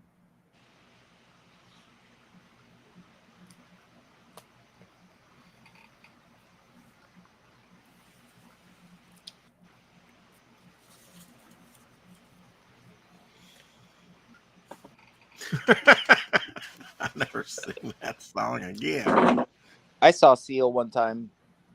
Did you? I was at a Target in West Hollywood, and he was getting like mobbed. Like he was like so it was in the parking, like it was like in the parking structure, and he was like walking like towards me, and he was being like followed by like 10, 20 people, like with cameras and stuff, and they're all like yelling, and it was like paparazzi. And then when he ran in, then he started to like jog, and then he like jogged like into Target, and they stopped. They didn't follow him in. So I don't know if like they'd been like told or whatever before or whatever, but like, and this was also like a long time ago, like when there was still a semblance of law and order. So like when he ran into the Target, like they all stopped at the door. That's my Seal story. You remain I refuse to believe that song's about anal sex. Let me look it up. Run if you can. But it's true.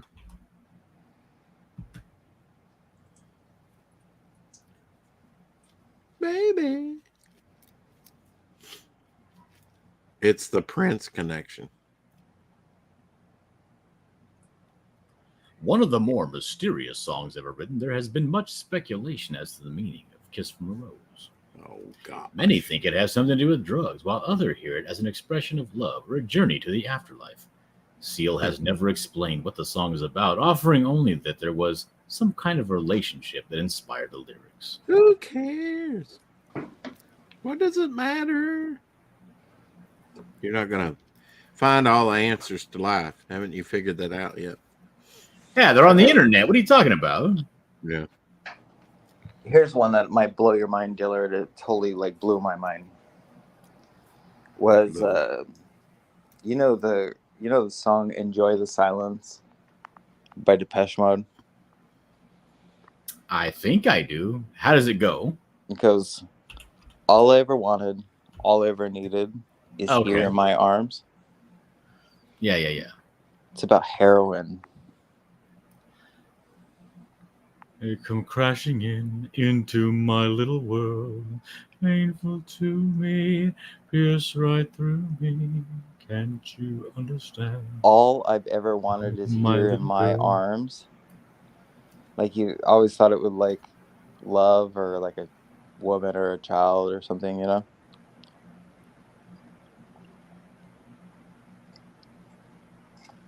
Pretty crazy, huh? Yeah. Crazy.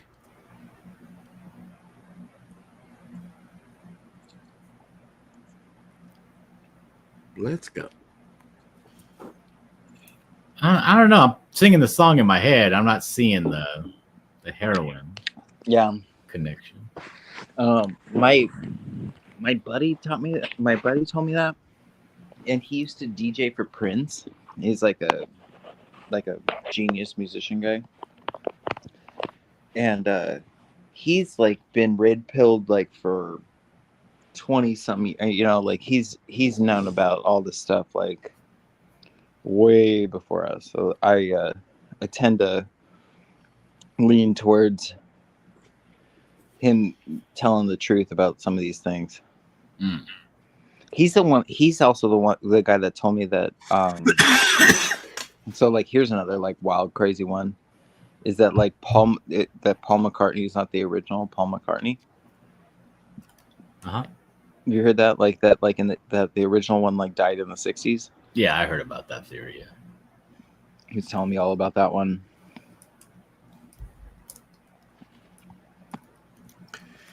Like BBB says that song is about your ex-girlfriend, Ryan, and the heroin connection, is that a different version of the Rainbow Connection? And he was just kidding about your ex-girlfriend, by the way. Well, don't take my word on that one. That's just something I heard from a very reputable source. A rumor. We get it.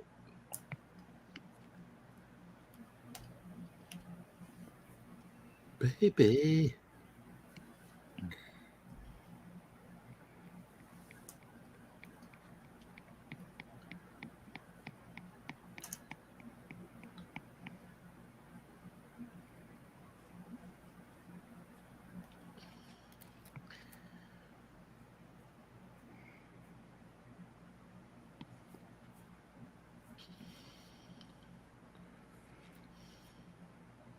I got a crazy story for you, Rex. You want to hear a crazy story? All right. This was like 2-3 weeks ago, and I was at the supermarket. I had to do some marketing, and I was like putting the groceries in the car, and this guy, like this like tall dude, he was in the car like 2 spots over from me, and he like put his bags like in the car, and then like he was just gonna leave his cart like right next to his car. Like so basically like just leave his cart right in the parking lot right next to my car. And I was like, put your cart back, you lazy motherfucker. Yeah. And he heard me. So he's about to sit down in his car. Oh, and then I get this. So he's wearing a paper mask. You know, Yeah. like everything's a disease, you know. So he's wearing a mask. And he's so he gets out of the car and he comes over to me and he gets in my face. And like I turn my hat around backwards and I take my sunglasses off, you know. And I'm like, what are you gonna do, dude? And and he's like, what'd you say to me? I'm like, put your cart back, lazy motherfucker. You heard me, you know. Double down on it. Oh yeah. Yeah. And then he goes, get this, dude. He goes, what are you, some kind of trumper? Shit. Okay. Okay, like I'm not like dressed in any way Right. weird or right wing or anything. Like, where does that come from? Where does it come from? Yeah. You know what I mean? Like, you're some kind of trumper? Like, what the fuck? Like, what does that even mean, dude? So I laughed. Like, I just laughed. I was like, yeah, I am. What are you gonna do about it, dude? You know? I'm like, you're a pussy. You know, like something like that. You know what I mean? Like, come on, hit me. You know, like something like that. And so like I reach up and like I peel the paper mask off his face. Like I just pull it off his face. And then he punches me. So he punches me in the chin, you know? And so I pull his mask down and I'm like, okay, this is an old guy. Like he kind of looks like, you know, like Rex. You know what I mean? Like somebody like oh, thanks. Like so, you know, he's got silver hair and he and he just gave me like the weakest little shot. You know what I mean? And like so I like I stumbled back like a couple of steps and like I didn't know what to do. Like so I just like kept I like just grabbed my like started like grabbing like my groceries like in my bag again, like started like putting them in the car. You know, because like I was like, I'm not gonna, you know, like I already picked a fight with this guy. Like I'm not gonna beat his ass. Like I can't. You know what I mean? Like it's just that's too far. You know what I mean? And so like he's like yeah, like you now. He's like now you can tell everybody that you got your ass kicked by an old man today. So I'm like finishing like putting like the bags in my car and I'm just like by that like as soon as he said that like I just started like busting up laughing, dude. And I was like dude, if you think that you kick my ass just now, you need to like go home and watch some more CNN.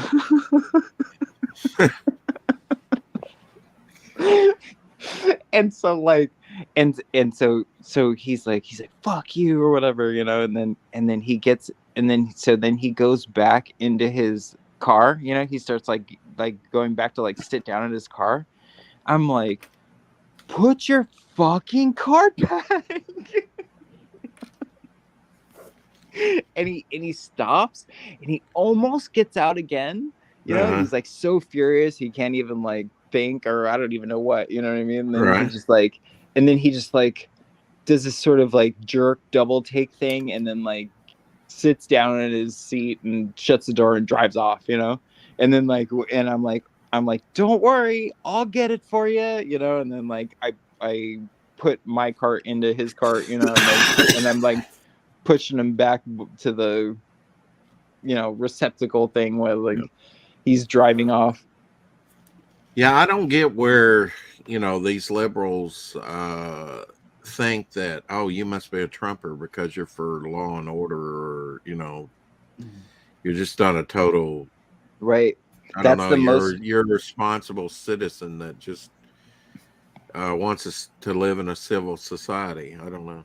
That's like the really interesting part of it. You know what I mean? Was that like the entitlement and the laziness and the Mhm. correlation between like hard work and like morality to being a Trumper.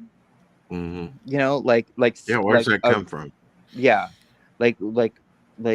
in your liberal libtard weird brain, you know, like somehow you correlate like putting your cart back with being a Trumper, Yeah. you know? So like, you know, you're a good person if you like a good moral person. It doesn't matter if you put your cart back. Like somebody else will take care of it. Like the the store can just hire another person and the meat prices can go up just a little bit higher, right? Right, to pay them to do parking lot duty to put the things up. Yeah. Yeah. Like I've seen it. You know, people take the cart and give it a shove in that general direction. You know, on a mhm, windy day or something, and it just keeps going, and I have to mhm. head it off before it hits somebody's car and damages their car.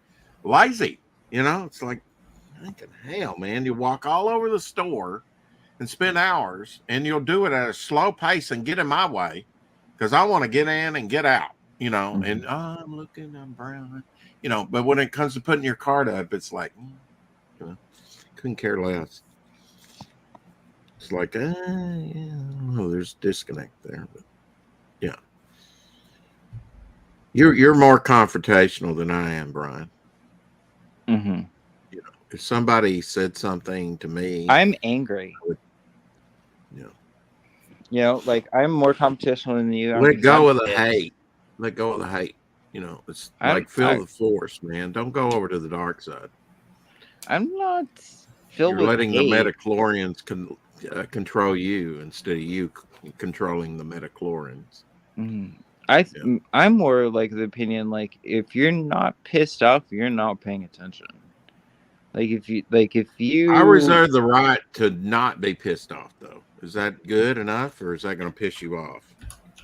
um That I don't want to deal with this shit. well, just put it this way. It's better to Not be that I want to pissed be off ignorant of it, but you than know, I pissed just don't on. want to deal with it. I'm not happy with the direction of it, but I don't have to rail against it every day. I think I live a healthier life if I don't. Mhm. You know, I don't want to be. I don't feel like I have to justify myself as a social justice warrior every day. Mhm. I don't know. Like I was listening to one podcaster. His name's Owen Benjamin. Have you heard of him? No. He's a comedian. He talks about like breaking spells, you Mm-hmm. know. And he's like, you know, like I can just you know go on with my life and you know not deal with any of this shit and you know be wealthy and you know not call people out on their bullshit and whatever. You know what I mean? Mm-hmm. But like you know, I can see like, you know, where this spell is, you know, being cast and like where, you know, people are being deceived by it, you know, and like I can do something about it, like, you know, some like maybe I should, like, you Mm-hmm. know, that like whole like silent majority thing, like, you know, we were like way too silent and way too complacent for like way too long, you Oh, know, and I let agree things with that. like get out of control. Mm-hmm. Yeah.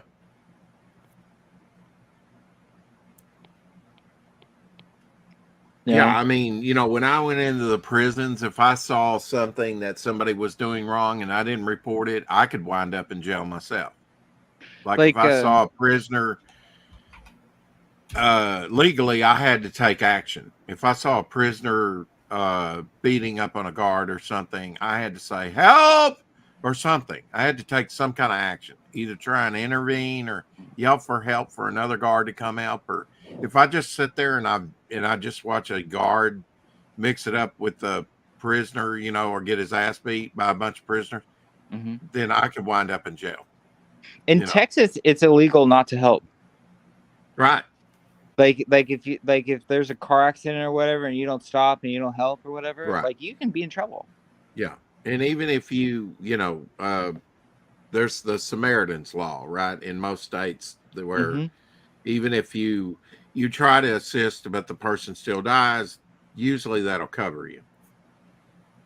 You know, for malpractice or anything, because you're not a trained doctor. Most of us aren't.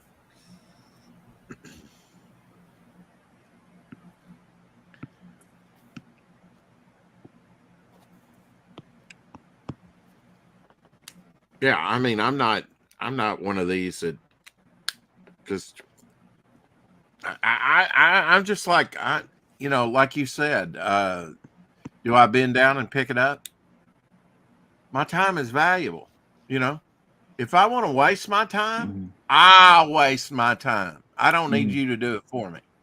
You know, like if there is a semblance of like real justice in the world, you know, like there's not. or it, you know, like if you can get like a non George Soros Democrat piece of crap judge, you know, like I think that Eric July really has the leg to stand on. Like be like, hey, like this is how valuable my time is, you know what I mean? And you people are costing me a lot of money. Well, then instead of railing against it and making a big thing, which, you know, like Dillard said, it might be just a good PR for him to do so. Instead of that, why don't you take action and actually, you know, countersue these people? Right. And tell them where's your granted, proof, you know? Dude, I'm like granted, like I'm telling you, like I totally agree that like he like Ripa, like Eric July, like whatever you want to call him, like he, you know, he's been totally dorky about it all.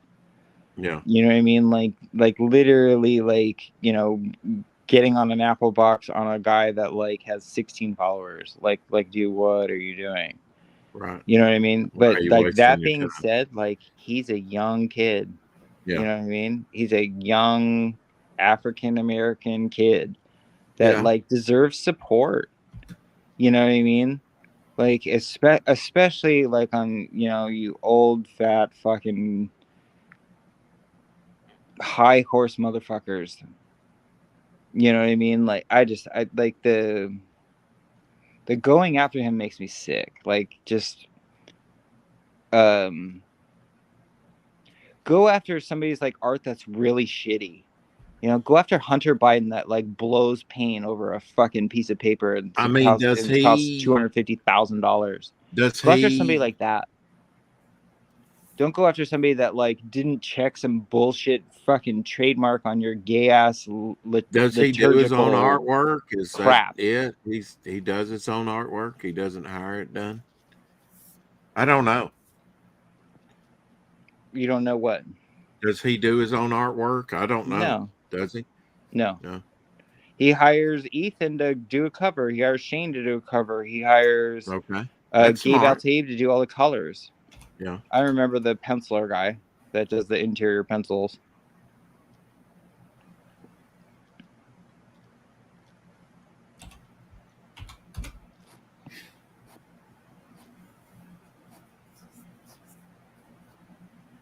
He hires Chuck Dixon. He hires Mike Barron. Yeah. You know what I mean? Like, dude, give the dude a break. Give him a break, dude. Give him a break and burn that church to the fucking ground. Because he's young and he's black, and I should feel sympathetic. Why should I give him a break? What did he do to you? He didn't do anything to me. Exactly. Yeah. That's why. Okay. Yeah, I'd have something to say about it if he did something to me, but you know, it's not your damn business. That's why you should give him a break. Yeah. Okay. I'll go with that argument. Yeah. I've got nothing against nobody, and that's the way I like it, Ryan. Mm-hmm. I like to keep it that way. But when you're successful, you become a target. Mm-hmm. And I feel like that's what a lot of this is about, you know? I don't have anything against anybody either. More But, about like- his success than anything else, and other people being jealous of it and wanting a piece of it somehow, But, like, or to I'm become going relevant to- just because he's relevant, you know. With what I'm he's going doing. to think what I want no matter what. Yeah, I'm going that to I think have what no I doubt. want and do what I want regardless of what you say. Mm-hmm. You know why? It's a free country, or at least it used to be. Mm-hmm. You know, and you know, With that being said, just know that you can be sued for what you say, right? If right, you go too far, right, like defamation. You know? But what I'm saying is that like Right. it's bullshit. Like you Yeah, can be sued for 9 what you times out of say. 10, it is. Yeah. Like that's like um that's like that used to work in the old world of like the old laws. Mm-hmm. Like that you can be sued for what you say like doesn't work anymore. Like you can be sued for what you didn't say. You can be sued for what you can be sued for what you think now. Mm-hmm. Oh yeah, the thought police. Yeah, that's scary. You know, and so like I better be careful because like I can be sued for what I say or whatever. Dude, I've got nothing to lose. Yeah. Like go right ahead. You know what I mean? Like Well, when you do, your you'll arm's be too short Eric to box his July, and dog. he's got a lot to lose, and they know it, and that's why they go after him. That and just seeking for relevance, I guess. Mm-hmm. Because nobody's going to go after the person that nobody knows about or that doesn't have any money. Mm-hmm. Doesn't make sense. It's not worth their time. They But literally like the people that are attacking him like literally just want him to spend money. Like to Yeah. them that's a victory. Yeah, exactly. Yep, I get it. And let's all let's just like come on, dude. Like let's just all not pretend that's not let's all like the process. admit Listen to that's me, what's Ryan. happening. The process is the punishment. Mm-hmm. The smearing of your reputation. You know, the Biden passing all or just writing it in the law, knowing later it's going to be struck down. But in the meantime, he can wreak havoc with it and get his way. Mm-hmm. I would The almost process, be like, once your reputation is ruined, the process of it, I take you to court and sue you infinitum, just like with that baker. You know, even though he's had gay bakers come out and say, we wouldn't want to do an anti-gay, you know, somebody came in and said, would you make me an anti-gay cake? We wouldn't want to do that because we're gay.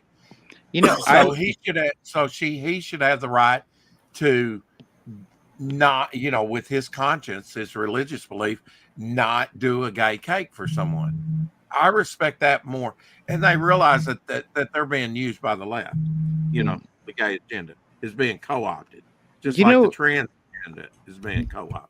You know what I would probably do if I was Eric July in this situation? No, what would you do, Ron? Okay, like I'm stupid and like I don't give a fuck. Like, so this is what I would do. Is I would just like start like transferring like all my money into like gold and Bitcoin, you know, that I've made off this ISIM thing. Bitcoin? Oh shit. And or maybe not Bitcoin, maybe just gold and silver. You know what I mean? And I would just go on the lam. Like I would just never ever go to court. I would never deal with these people. I would throw out their pieces of paper. I would just not deal with them. I would just be like, oh, I'm supposed to be in court today, whatever. Like, nah. Oh, you're suing me. Oh, you got liens on my stuff. Warrant, contempt of court, warrant for your arrest. No, you can't just ignore it when somebody takes you, you know, summons you to court. For a civil suit, like you can get a warrant for your arrest. Oh, I don't know. I don't know about civil. I would take it really far. Like I would just be like completely unavailable. Right. Completely unavailable. Well, that's like just rebellion. Like you can't like you can't serve me. You can't find me. You know? Oh, now that's, you know, but they won't give up looking. I can tell you that. Mm-hmm. Yeah. You can run, Yeah. but you can't hide. I don't know. Like, okay, like, And in the meantime, you're raking up court costs. well, let me give you a little example. Okay. Mm-hmm. Mm-hmm. Like, there was this guy that, like, worked in a hospital. Mm-hmm. Okay. And he used to rape his. Yeah, I'll be right back. I got to go put the kids. They're sleeping in the living room. I'm going to put them in the bedroom. Okay. And he used to rape his patients. Mm-hmm. Like literally like molest them, like, or they're like while they're like under anesthesia and stuff like that. You know what I mean? They're all out of it, and he's like sticking his fingers in them. You know what I mean? That kind of stuff. Right. Gotcha. Okay. You really don't know what'll get a channel struck, do you? I mean, you can say what you want, but you know, YouTube rules. Just saying. Just giving you a heads up. You say what you want, though. I don't need to talk. No, no, I'm just, you know, amazed. You know, I mean, I don't know much about it myself, but you know, I don't know. Mm. I get it. So, I mean, and that goes on all the time. I goes on, especially at the old folks' home. You know, don't think that I didn't think about that portion of it when I put my mother in you know, a facility like that across the street, you know, which I don't think anything like that's going along, but you can't assume it. And I was more concerned with lockdowns, you know, because they locked it down where you couldn't get into the facility. There's been lockdowns since she's been in there, you know, but I went in anyway. Well, do you want to hear the rest of my story or no? Sure. Yes, I do. Go ahead. So he got caught. You know, he got arrested, and he made bail, you know, like while he was, you know, being tried. And he left the country. Like, he went to Guatemala. Yeah, sounds like Brian De Palma. Okay. So he left the country and went to Guatemala, and he was basically gone for like 10, 12 years, something like that. And in that time, like, all of his, you know, victims had like either like, you know, like some of them were like old ladies, you know what I mean? Like, so some of them like died. Yeah. Some of them like, you know, were on, you know, got married and moved on and were unavailable or didn't want to deal with it or whatever, you know what I mean? Mm-hmm. So like a dozen years later, like in Guatemala, he gets caught and he gets extradited back to the United States. Right? So basically he is like, even after they like paid for him to be like extradited and stuff like that, you know what I mean? Like he was let go for time served because like there was no like more like charge, like all the charges like against him, like he had like all these charges, all these victims and stuff, but they were like all dropped because like there were no witnesses anymore, like the victims are all dead and whatever, you know what I mean? Right. Like, so basically like he'd done like all these like horrible things, and all he had to like horrible things, and all he had to do was just ignore the authorities until it went away. Well, so like that, so basically that's a very extreme example, but like if I was Eric July, that's what I would do. I would completely ignore the powers that be until they go away. Till they arrest you and extradite you. Yeah. I don't think that Eric like making a comic book could ever like somehow justify him being like thrown in prison for 1 million years or something like that. Oh, you're directly equating to that, and just okay. Yeah, I you mean, know what I mean? Certain things are more egregious than others. Yeah, for that, I don't think so. No. Like, I would just take that. Like, I would stop for one. I would have never have talked about it. And for two, I would have never have ever have given this stupid piece of shit, groundless, ridiculous, frivolous, lawfare lawsuit the time of day. Yeah. And that's why he needs some good advisors around him, I guess. Good friends to say, you know what, dude, you just need to. What you need is a good lawyer that will work and you know how and I'll tell you how you can find one that's honest is you're going to find one that will be willing to work pro bono, that will be willing to go after these fuckers for wasting millions of dollars worth of your time. You're welcome.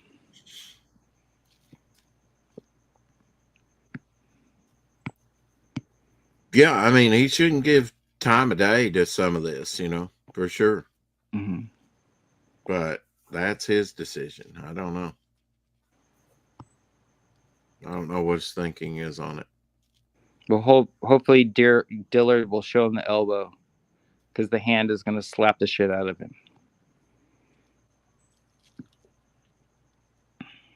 You know what that means? Okay. No, So when somebody talks to the hand, that means like you don't want to talk to him like when the girl puts a hand in your face, you talk to I'd say talk to the elbow, you're not worth the hand.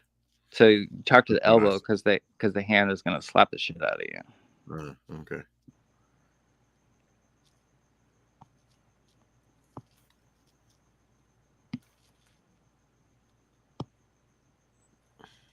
Hey, I'm back. What's up?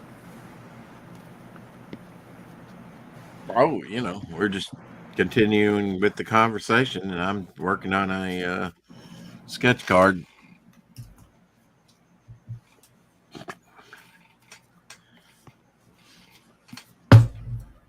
Trying to do something of worth.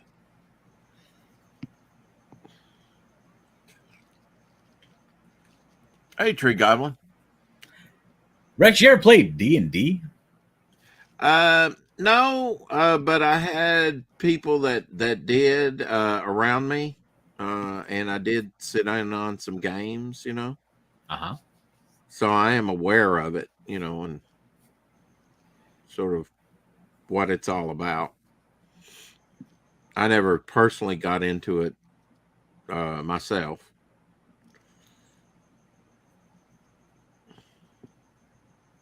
Just never appealed to me that much. I guess it came in my college years, and I was, you know, had I been younger, I would have been further enamored with it maybe, but it never really captured my attention.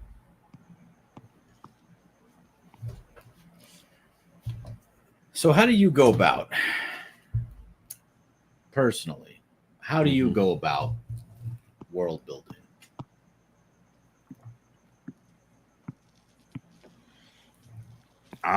For me, it's just been create the characters that are going to be interesting, and then you know, if you create a good visual character, you know, write a good story around that character. Keep it simple, you know. That's basically what I've done. I'm taking all these characters that I've been developing over the decades, and you know, thrown out just as many as I've kept.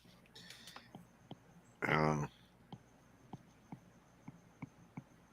know Irene goes about it in a different manner. You know, she's got in detail these books of like, okay, here's the buildings in this village. Here's the armor of these guards that live in this city. I mean, she's methodic about it. Me, it's just been, I say that I've kind of world built. I've just created characters. Now it's the rubber hits the road for me. I have to put them in stories and get people interested in the characters that I think that they could be. You know, but it all starts with me. It starts with a good visual look, and then, you know, you need a good hook for a story. Hey, TJ. And don't be afraid to throw out the dirty dishwater and refill the bowl, you know, if something's not working. And I see a lot of people, and I know you have, Dillard, too, that they just cling to ideals story ideals or visual looks that's just not working. And they can't see it. Don't be afraid to throw it out for something better. So what is it that I'm clinging to that's not working? That you're clinging to? Yeah, I don't know that you're clinging to anything. No, I thought you said including me. No, I didn't say that. Well, I said including you. You've seen what I've seen with other creators. I thought I was about to stumble upon an epiphany here. They cling to things that aren't working. And if they were working, they would be a little bit more financially successful, maybe. But you can have the greatest IP in the world, but if you don't get it out in the public and you have a good sales strategy, it's just going to sit there, and maybe eventually it'll hurt your IP because you're not showing people what the true potential of that IP could do, in time. Mm-hmm. You got to strike while the iron's hot. That's what I'm saying. And there's a very short window with some of that, I think. I heard that, girlfriend. Whoop. You got to get while the getting's good. Get it while you can and should be. Mm-hmm.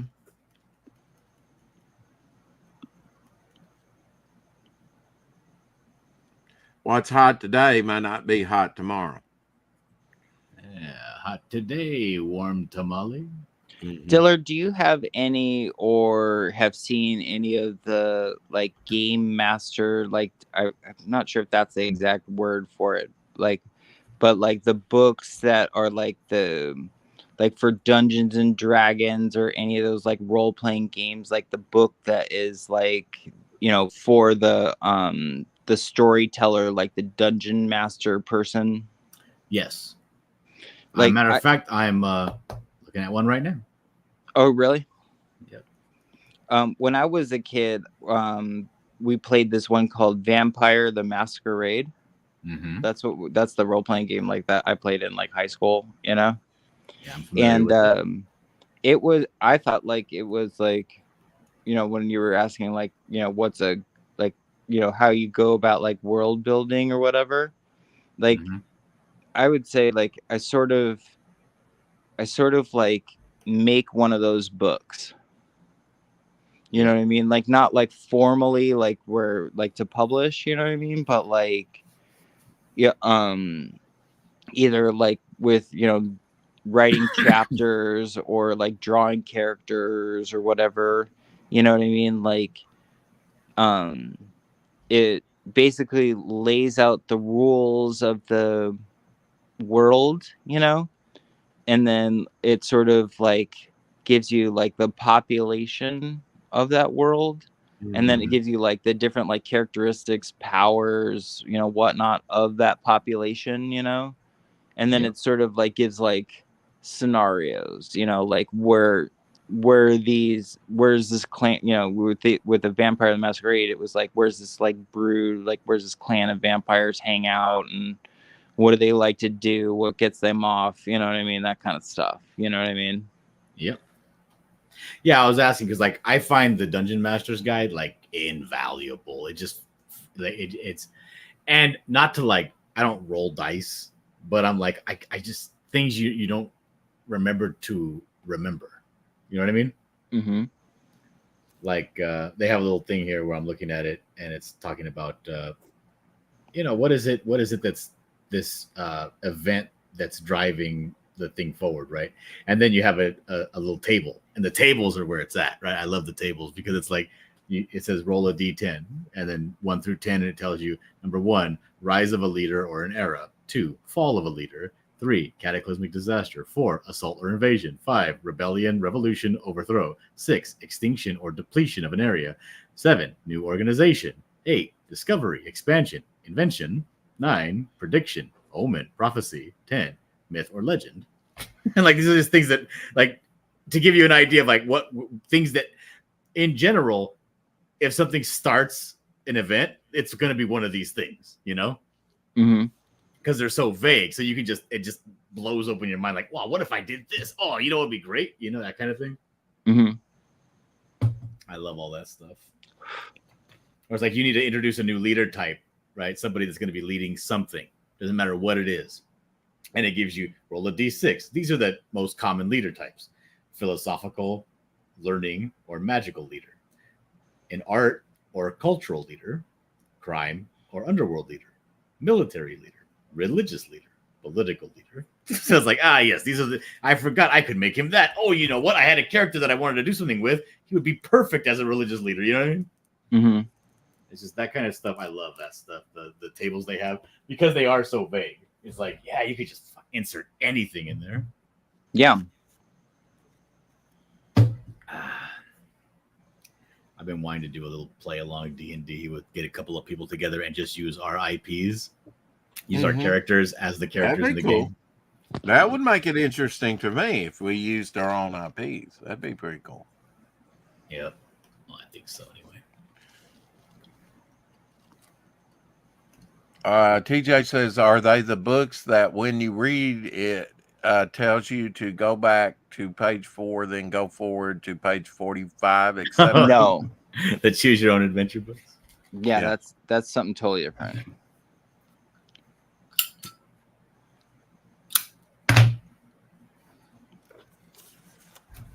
Like the Masquerade one was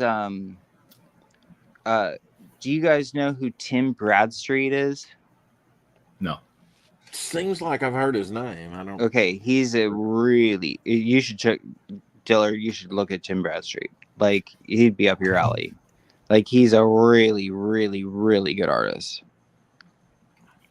And he did all the artwork in the or like a lot of it, like in that book, the Masquerade book.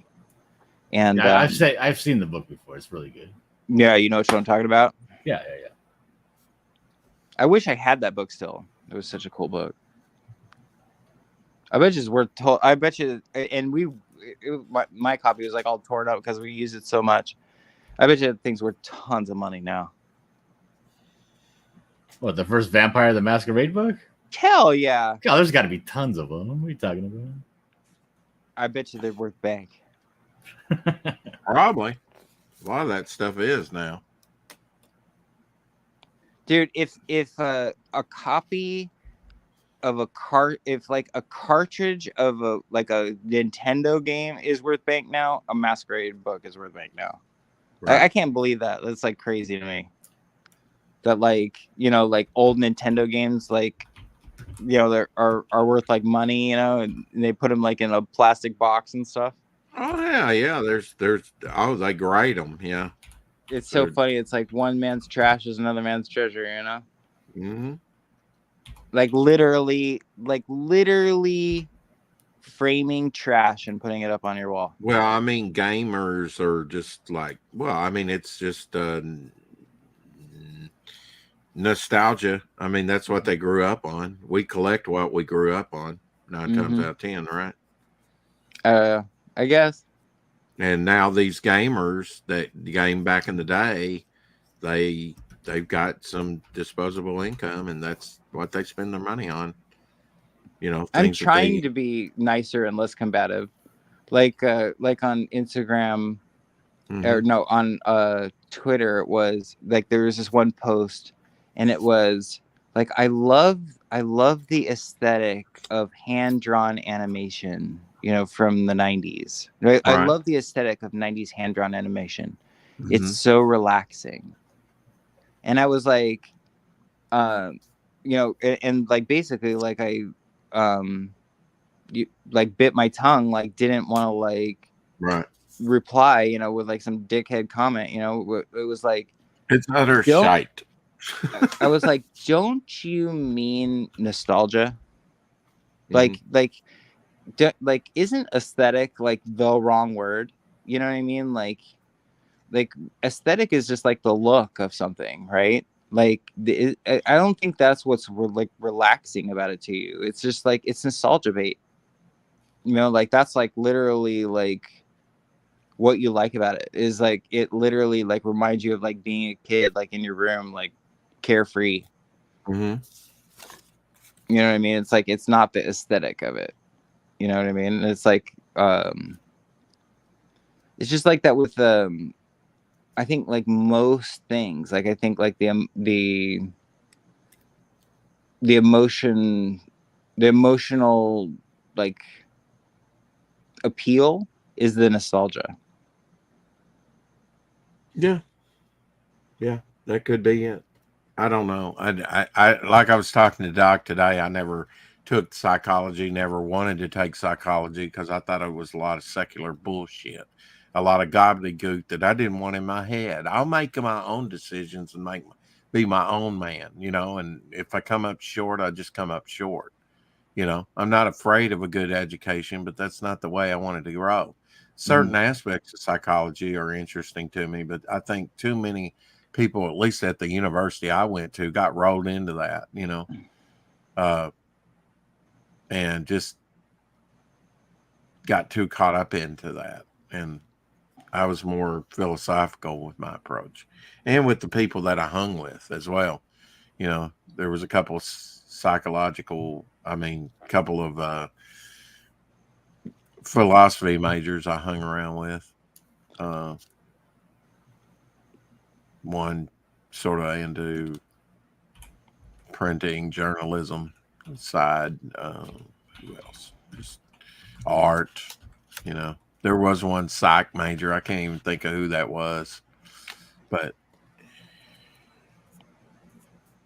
yeah, just a lot of people are into the psychological, you know, and it's like, yeah, I mean, just from the 30 years I've been out of college, let's see, has it been that long? Yeah, at least 30 something years. 89 was my last year. It looks like A lot of that's Vampire been the just for Masquerade book with How the much? dust jacket in good condition goes for between the first edition, the one that came out, if it has the dust jacket and it's in really good condition, can go between. It looks like about 180 and $600. See, that's affordable. That's affordable. But there Dude, was a limited edition. $600 for that book. That's a lot of money. Yeah, 600? Did he say 600? Yeah, Mm-hmm. yeah. Okay. Well, yeah, probably hold is. Hold on. But there was a limited edition that came out 2 years after the original. The original book isn't that valuable, but the limited edition that came out is more valuable today than the first book. And if you're checking, I don't know where you're checking for that, but like eBay, you can put $1 million on it. You can ask what you want. That doesn't mean you're going to get it. But yeah, I mean, let's say that's the value of it now. Well, I mean, most of that's going to be in the dust jacket with books. If it's got the original dust jacket and it's in good shape, then you enhance the value of the book greatly.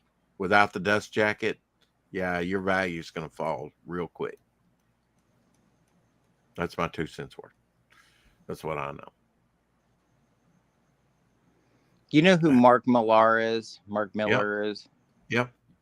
Yes. Like you're talking about like psychology and stuff. Like, so a CGer, who I'll remain nameless, he posted like a thing that was like a thing of Mark Millar's, and it was like, this is so true. And it was an article that Mark Millar had written, and basically the article was that Wolverine and Blade, but you know, like I was like focusing on Wolverine, is an anti-hero, and all these like 70s heroes that came out of the 70s, like Wolverine and Blade, are anti-heroes, and they spawn out of an existential crisis that males were going through in the 70s. And the CGer had written like, this is so true, and it like quote tweeted like Mark Millar's article. So like I went in and I was like, dude, I wrote on Mark Millar's thing, dude, you are on crack. Yeah. You're protected. Like, if you think, you know, like and then a CG or like another guy, like who are nameless, chimes in, and Yeah. he's like the adults are talking. You know, he puts like a thing of like Robert Downey Jr. and it says like the adults are talking, and I'm like, okay. I'm like, all right, fine. He like, you're right. Wolverine is a anti-hero born out of existential crisis of the 70s. And I was like, and then I put like in all caps whatever, like laughing out loud, you know, and like a crying laughing face. Yeah. And he's like, and the CG guy is like, you know, people should be able to enjoy like, you know, what they want, you know, how they want it and whatever, you know. And I just like tweeted back like, please just like let me. I was like, please just let me call this guy out on his bullshit. You know what I They mean? say the same thing about the woke stuff. You know, I Right. said something, and that was the response I got back. Let like people enjoy what they want, and it's like utter propaganda and shit. And right. you And know I'm where it's thinking, coming from. I'm like, dude, why are you going to bat for Mark Millar? Like, Yeah. like, why are you like, because you will like want to work for him one day? Like, why are you kissing this guy's ass? Like, this guy is out. This Right. article is fucking crap, and this guy's He doesn't know absolutely you. full He'll of never shit. know you. Like, let me go off on him. Let me Yeah. just call him out on his bullshit. Like, Mhm. you know, like you know what existential crisis means? You know, like a sense of meaningless in life. Right. So he's an you know, so first of all, he's an anti-hero, really, Wolverine? Because Well, he'll I cut mean, you it's up? been said that you know, I don't know about Blade, but you know, Punisher, Wolverine, because they were kind of antisocial, kind of gritty. Dark Knight, you know, that the early '80s. That I mean, some people tied in with Alan Moore and like Mhm. some of the comedian or some others from Watchmen. So I don't know what the whole thing is. The anti-hero. They, you know, oh, they're deconstructing. Well, it goes back to what you're saying, like about like psychological bullshit. Right. You know what I mean? Like this is your Mhm. like psychological just bullshit. You know what I Right. mean? Like he like like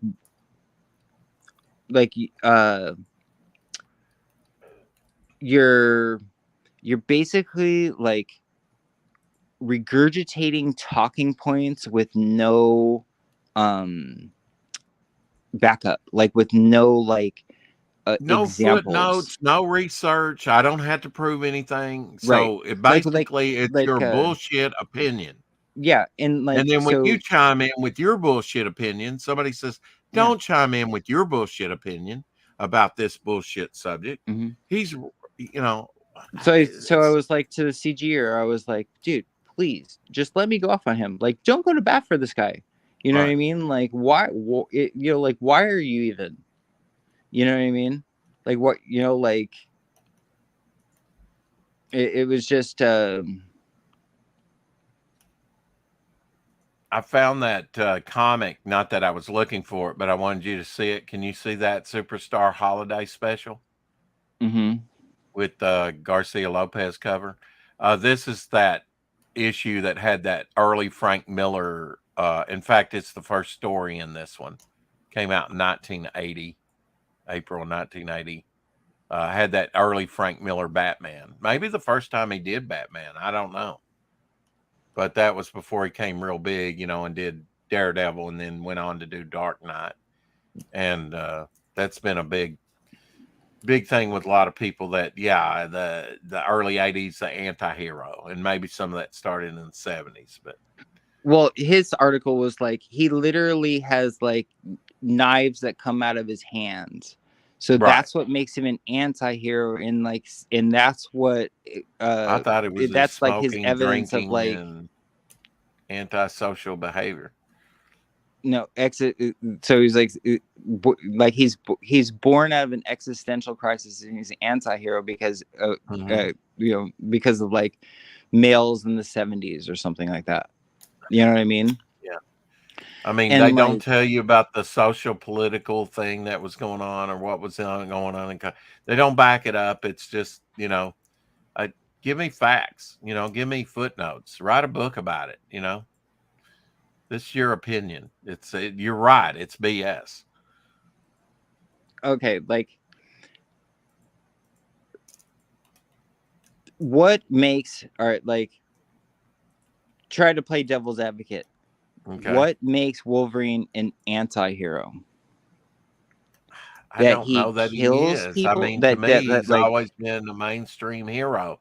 Yeah, he's been a little bit edgy, but I think people are projecting, we want somebody tough, and I that's why I say, why do you want to take away the mystery of his origin? I thought that was a big mistake. I like him being a little Clint Eastwood and not knowing his backstory. It's fine, but don't make it canon. He's gritty, it's like edgy. The whole Chuck Dixon an anti-hero killing joke. Is Hawkeye becoming Ronin in new Avengers, and going from a character that would never kill anybody to killing somebody. Does that Batman make him an anti-hero? Vigilante, I guess. But aren't they all, in a way? They're either sanctioned by the government or they're not. They're either taking justice in their own hands, and who gets to decide that? If you suddenly woke up with all the power you needed to right the wrongs of the world, would you? Or would you hide it? Some people would hide it. They'd be ashamed of it. Just like UFO sightings, right? Some would exploit it to the hilt. Some would become judge, jury, and executioner, like the Punisher. He's more anti-hero than I think Wolverine. I mean, it's the old argument. I never killed anybody that didn't deserve it. Well, who decides that? It's I'll give Mark Do Millar. we do it by individual, or do we do it by consensus? I'll give him a fancy word. It's called a syllogism. Okay. Do you know what a syllogism is? I've heard the word, but no, not really. It's when you basically when you take something and therefore that means something else. My pool is full of water. Therefore, it must have rained really hard last night. That doesn't make any sense. You're connecting the two things that may have no connection at all. They have no connection. Right. So when you call Wolverine a anti-hero because he's from the 70s, because Punisher's from the 70s, because Punisher's an anti-hero, that's a syllogism. That's comparing an apple and an orange. You can't just lump things together to make your bullshit, stupid, dumbass theory. LZ, a friend of mine, and I call it stupid bullshit statement. And dumbass because it's literally detrimental. I call him out on his bullshit all the time, and I don't you're literally when I the stories because you're a hack writer. Literally when I read the stories of Wolverine pulling a bullet out of a bear and in the bar and he pulls out his claws at the poacher and he falls in love with the Indian girl and blah blah blah and he teams up with Spider-Man and whatever and then all of a sudden he's some anti-hero out of your existential crisis. I'll tell you what Wolverine is. He's an overused character. When he pulls his claws out, it should mean something, but they've done it so many times it doesn't mean anything anymore. You're hacked. The only reason it means anything to anybody is it's their first experience with the character. It's gratuitous violence because you always got younger people experiencing Wolverine for the first time. They go, "Oh, that's cool." They see a little bit of what you saw decades ago. You're right. You're right. Porno violence. It should be relevant. When a character does everything. You can have downbeat moments that don't mean a lot of things. Not necessarily filler, but but it just means something. But characters that have become popular, like even Harley Quinn, widely exploited in varying levels of good, bad, most of them bad. I mean, when Spider-Man was overexploited. I get it. I mean, who needs 5 titles? Why not concentrate on 2 or 3 and make them the very best that you could? That doesn't mean you can't do all the merchandising and the promotion and stuff like that, but they don't. They're like, let's beat this dead horse, as much as we can. If we can get them to buy 8 titles of Spider-Man, we will. They don't necessarily have to be good. I'm like, overused. I get tired of that. That's why I like the indie stuff. It's like, I don't know anything about these characters. Let's find out about them. They've got interesting designs, or maybe not so interesting, but at least they got it out there. If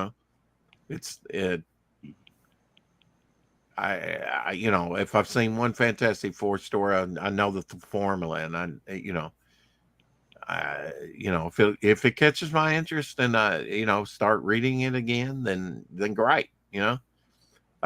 Sort of like, and I haven't read any of them really. But I was hearing a lot about Immortal Hulk and started collecting those, Mm-hmm. I read the first graphic novel. I liked it. Did you? Yeah, a lot of people really liked good. the way, but then eventually it was entering in woke territory too. And that's what I hate about it. Like I said, I was going to pick up the Milestone relaunch of the Milestone characters from DC.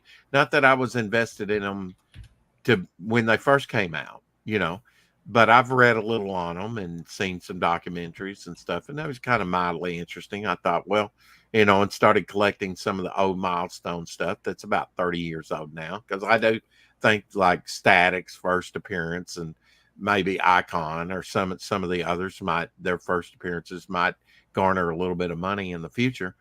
And, they might, just check out and see some territory that I haven't seen, maybe read some of the stories.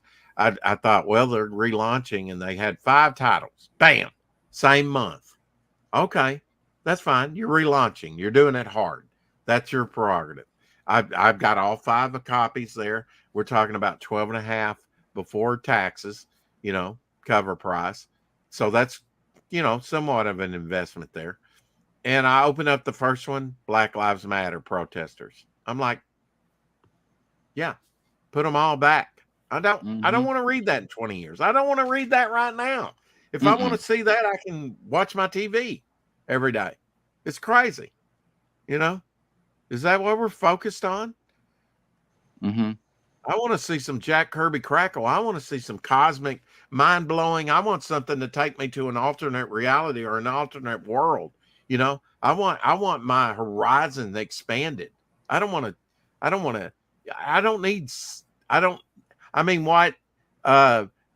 Neil Adams and Denny O'Neil with a liberal slant, because they were hardcore liberals, I guess, talking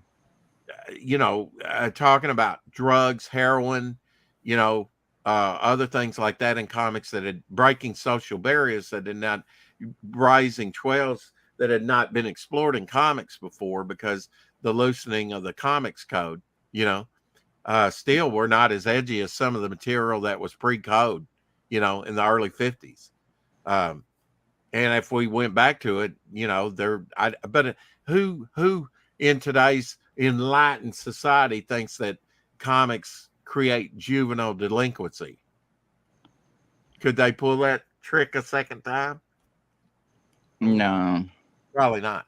So but they could say it's what they are pulling is that it's disinformation and that it's racist and that it's. Yeah, well, I mean, go back if you want to be successful. Do some EC horror. Do some what do they call it, eye trauma covers, or other things like that are shocking, visually shocking. Mm-hmm.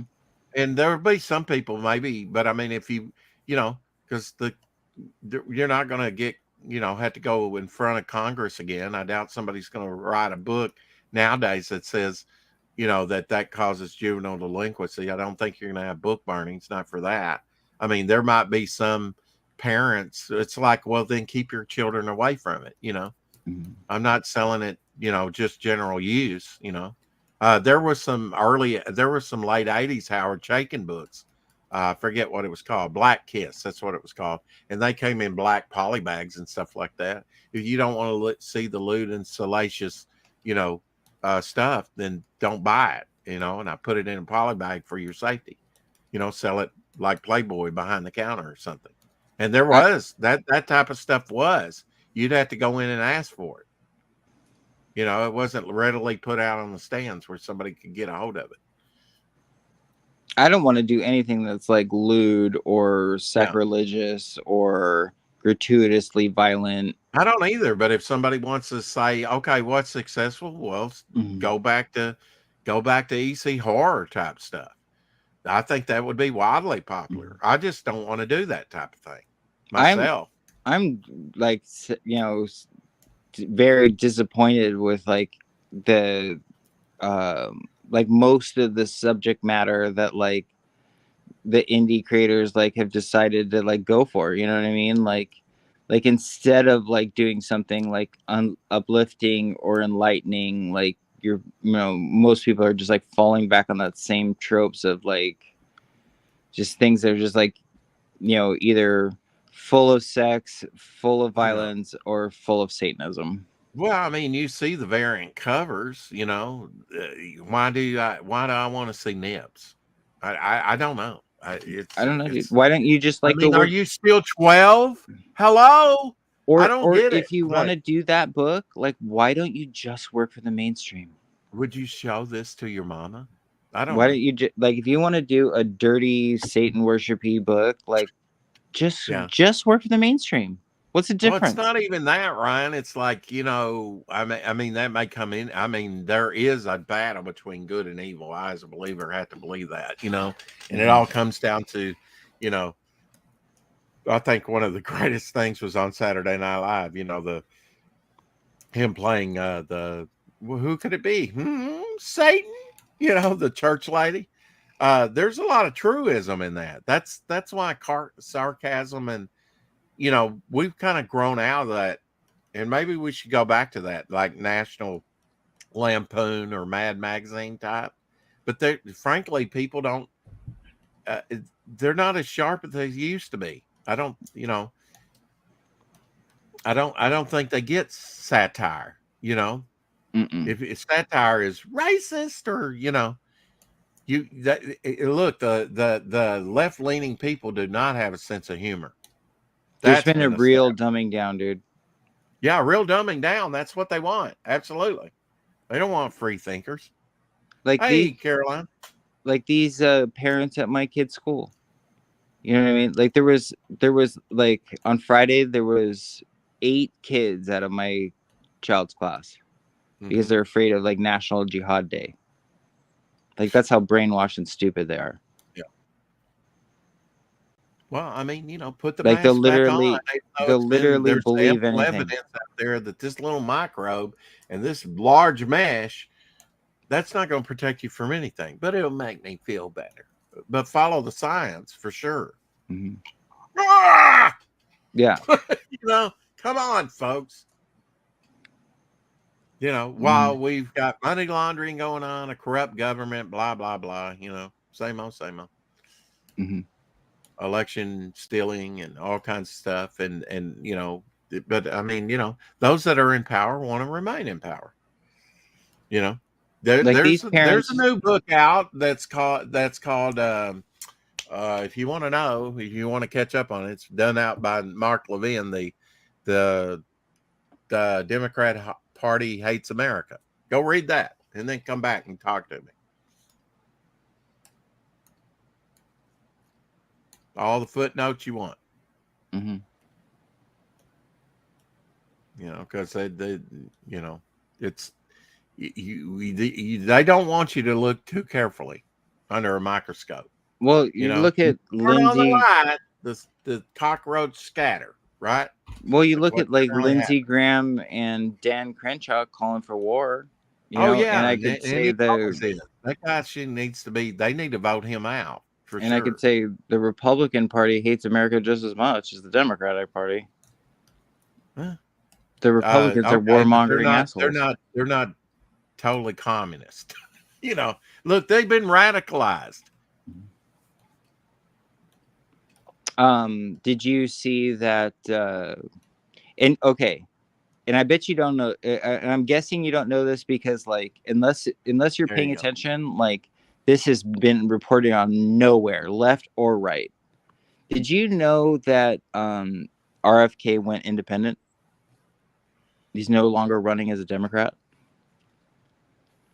Well, yeah, and then maybe some more politicians need to do that. Whether they win or not is another Mhm. thing. You But need did to you? you need But to go your conscience. Did I know that? No. Am yeah, I surprised by it? Not really, because they don't want. Other Democrats don't identify with him whatsoever. Mhm. Well, it's because their own elections are rigged too. Yeah, I mean, Or can you say that? Like, no, can I'm you? just saying Like you, Hillary they Clinton don't want kind of complained anything about that it. challenges their authority or their power. Period. You're the enemy if you dissent just a little bit. You need to just be a good drone and collect your little honey and bring it back to the hive. It's the collective group thing. But with that said, individualism isn't dead as long as there's free thinkers. So we need to be free thinkers. We need to be individuals. We need to chart our own courses. We need to be Lewis and Clark, and there's still stuff to be learned,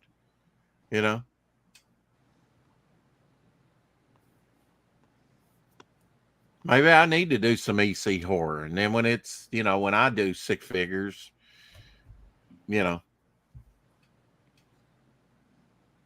but that's not the stories I want to tell, but that doesn't mean I couldn't sit down and write some of it, I might really get into it if I just binge read it, right? Yeah, maybe. Yeah. Probably need to do that because it was good, solid stuff. That's when you did have some free thinkers that were actually doing some good comics. If you're successful, you're always going to have somebody coming after you. Yeah. Because they got nothing else to do. Because they're a loser.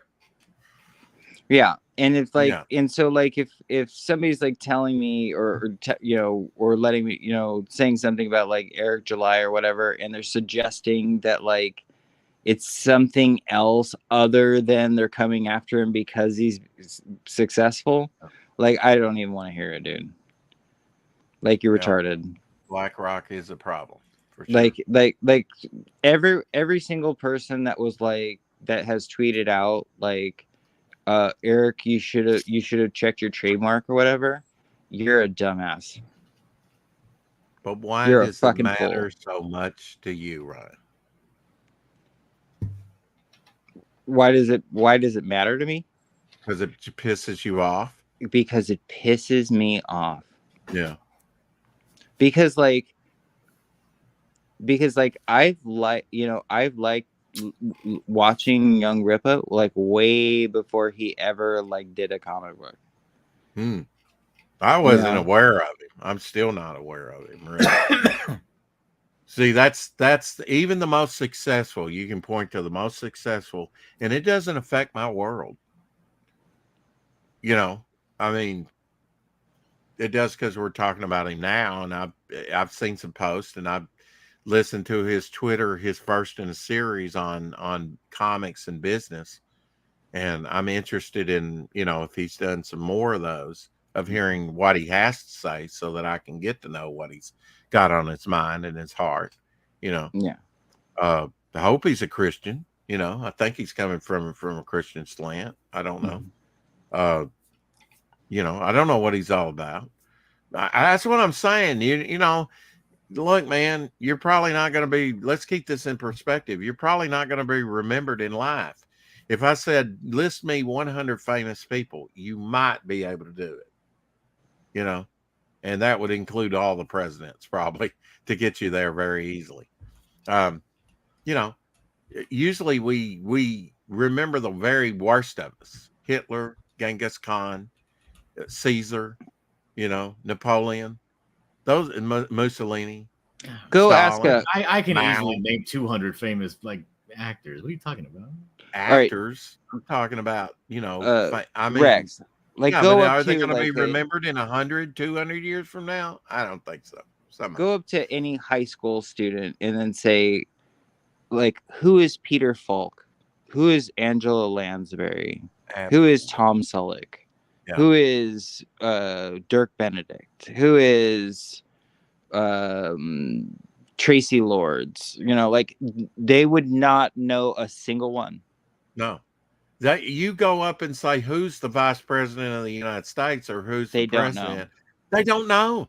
The system is working. The Mhm. system they want in place, the dumbing down of our youth. They I've seen, can't like- tell you. They can't tell you how many days in a year. You know, it's crazy. I've seen like Mark Dice like go on the boardwalk and like ask people questions and Yeah. then say like you know, we're taking petitions of like we want to save the Triceratops.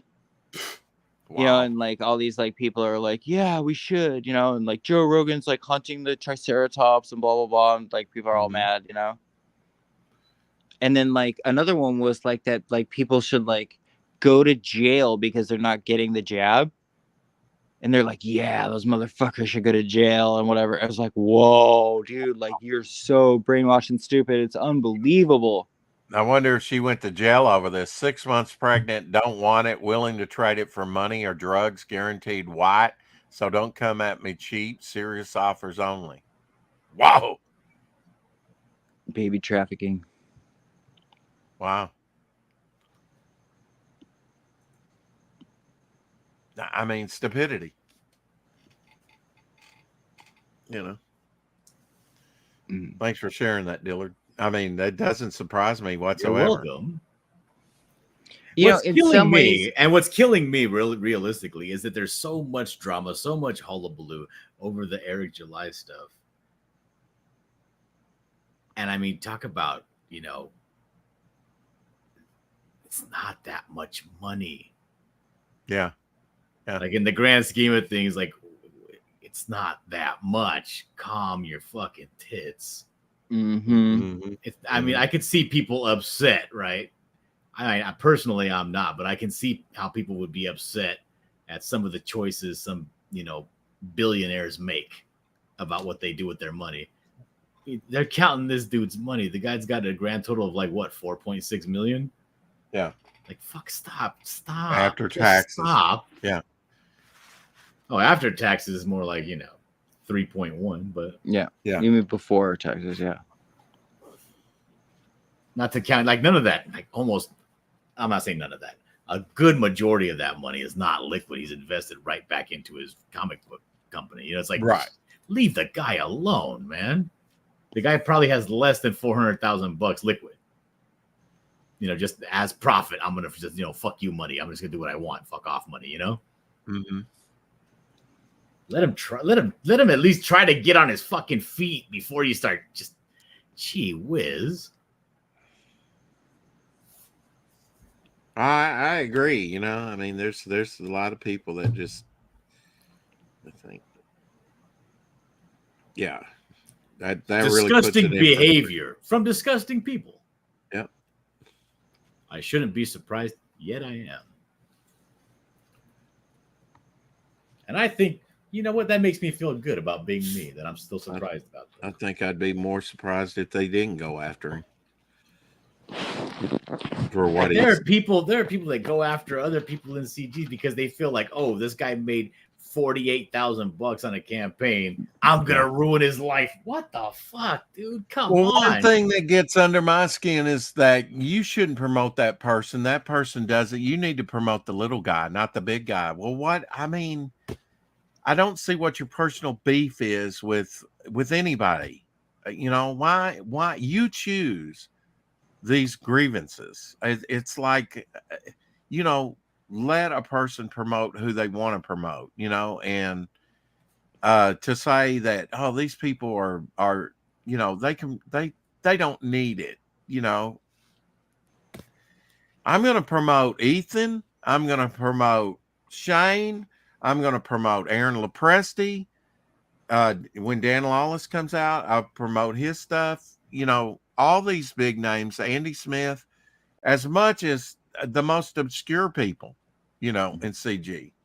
I'm not going to discriminate one way or the other. And I know that there's going to come a time that's like, Rex, you need to choose sides. Look, Right. if you don't like it around here, leave. Right. Like, so, like, you know, right, you're saying, like, I'm going to promote such and such, I'm going to promote such and such. Like, I think, like that's great. Like, you know, promote whoever you want, you know what I mean? And then, like, if there's somebody that you do, that, like, you know, like, let's say Eric July, you really don't like the way he's doing it or whatever, you know what I mean? I don't get caught up in that. Don't say a word. I'll tell you who I won't promote. If I don't think the book is up, if I have credible evidence that the book is never coming out, I'm not promoting it. But that's less than a handful, you know, of most people that start a campaign will finish it and deliver it. It might be late. I don't care if you deliver it 3 years late, although I've got a problem with that, you know. But, you know, there's only been a couple of campaigns, and one of them I was promoting, well, both of them I was promoting heavily till it looked like they're not going to come out. And so it's like, nah, I can't recommend this to people, that they put their hard-earned money into that. Not another dime, not till they deliver. And then maybe, you know, on their next project, I'll, you know, consider, you know, okay, they delivered one, maybe they'll deliver on this one. But there's been some, I mean, you know, that Icarus project and others, I mean, made million or made hundreds of thousands of dollars, and they didn't deliver. Which one's that? There was one called Icarus that was up top for a while. But there's been some campaigns that's not delivered, for sure. But that's the only ones I have a real problem with. If you're extremely late, you're extremely late, you know, as long as I get it. But yeah, I don't like waiting, you know, 3 years. Hell no. You know, or longer. I don't think it should take that long, ever. But, you know, I just won't ever back you again, you know. But the ones that I have a problem with are the ones that will probably never come out. You know, I'm not going to promote those, and I don't know why anybody would. Well, how do you know if it's going to? Yeah, you can see the writing on the wall. You know, there's others out there that also know some backstory that'll tell you. You know, this book's never coming out.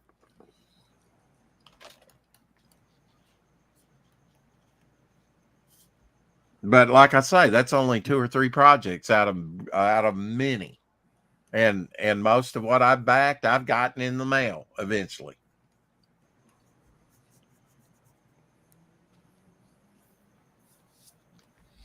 You know, some others have been meaningless and forgettable. maybe less fortunate than I was. All I ever needed is here in my arms. You're stuck on that. What'd they call it? Heroin? Yeah, heroin songs. Yeah. What was that about? Heroin.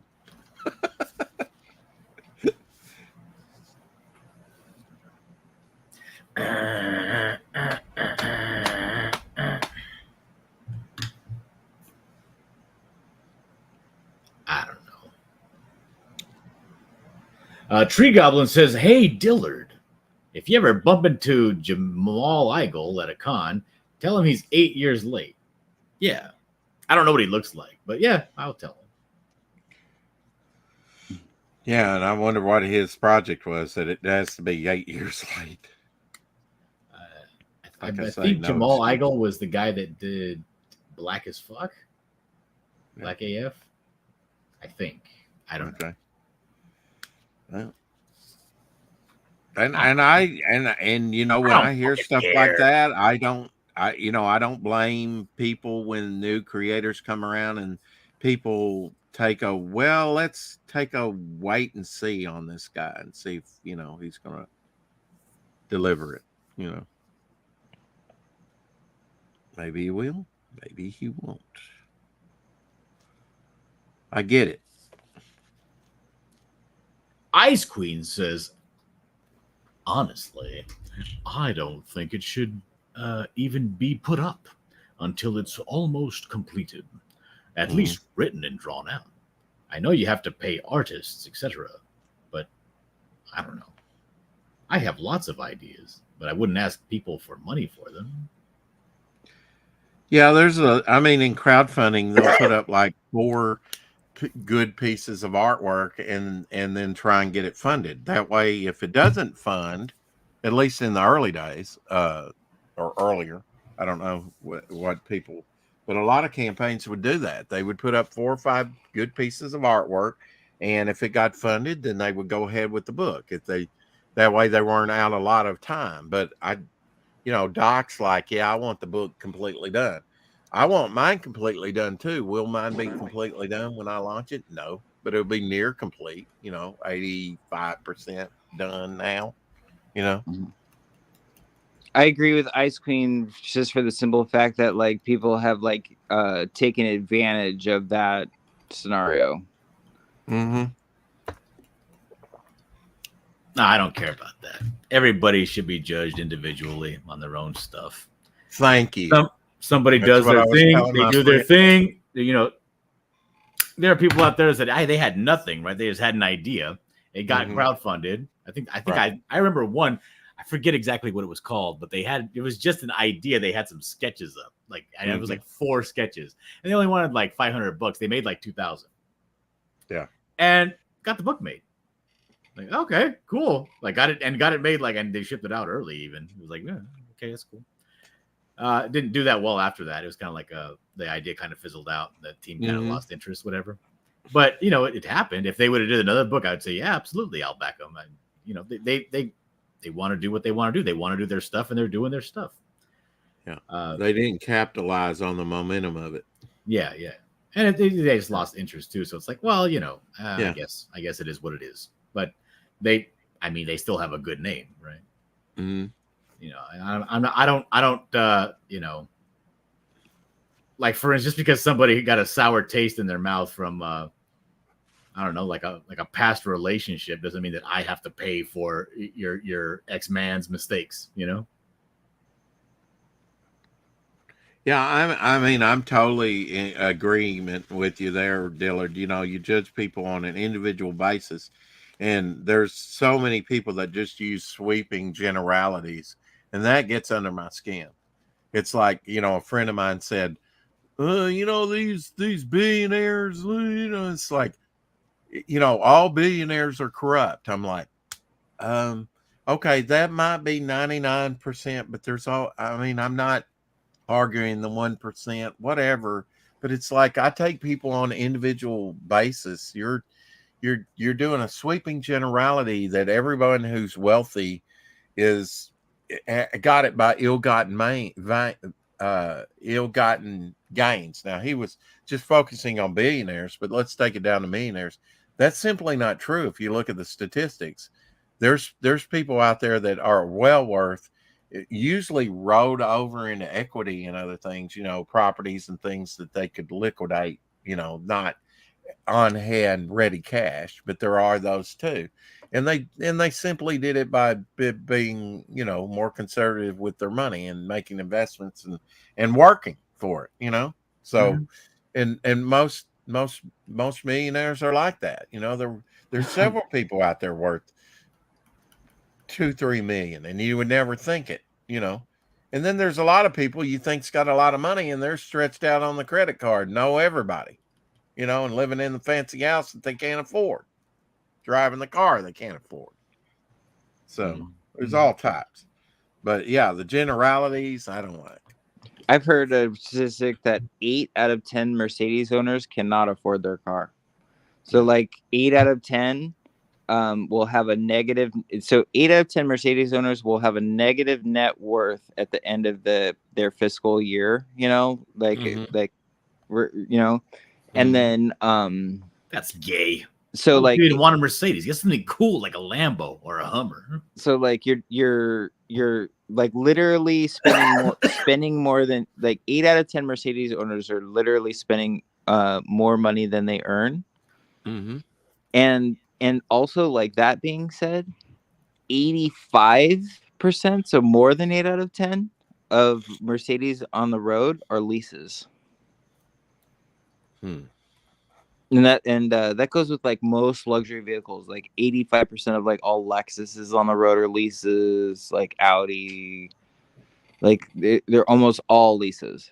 Like so like all these like so like the long story long is all these fancy cars that you see out on the road that like people are driving, you're like, oh, look at that guy, he's so rich, look at his car, I wish I was him.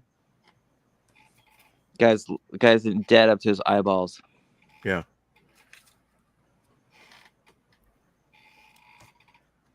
Oh, I'm going to be flexing, you know, when I can afford a sports car and want to afford the more expensive, you know, for everything you have, they're going to stick it to you on the taxes or whatnot.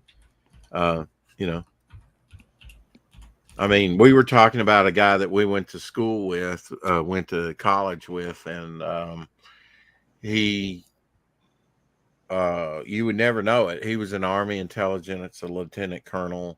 There was a nuclear disaster. Nobody knew it at the time. I only heard one little 5-second thing on Good Morning America about it, and they swept it under the rug.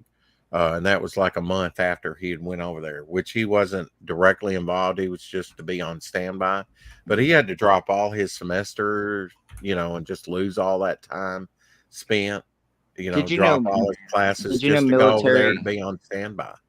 Yeah. I was just going to make a joke. Go ahead. But I mean, he drove, you never know this guy had any money, but he did. You know, I mean, he was probably a millionaire then as a college student. I don't know, but he would go on, like, when he would go over there, he'd go to these bookstore stuff. He brought in our little, you know, wigwam area, whatever, where we ate and stuff. He brought in a 600-year-old book, you know, Germany with the vellum sheep cover. Big thing, expensive thing at the time to make, I'm sure. Even if you just made that book today, it'd be expensive to make. But in the etchings, man, crisp. I mean, it was all in German, but he read several different languages. That's what I'm saying. This you would think this little nerdy guy was nobody. Hey there, butt stuff. Sorry. He drove like a station wagon. Now, eventually, he came out of that and he started driving a Porsche. You know, and people start thinking, oh, he's got a little bit of money.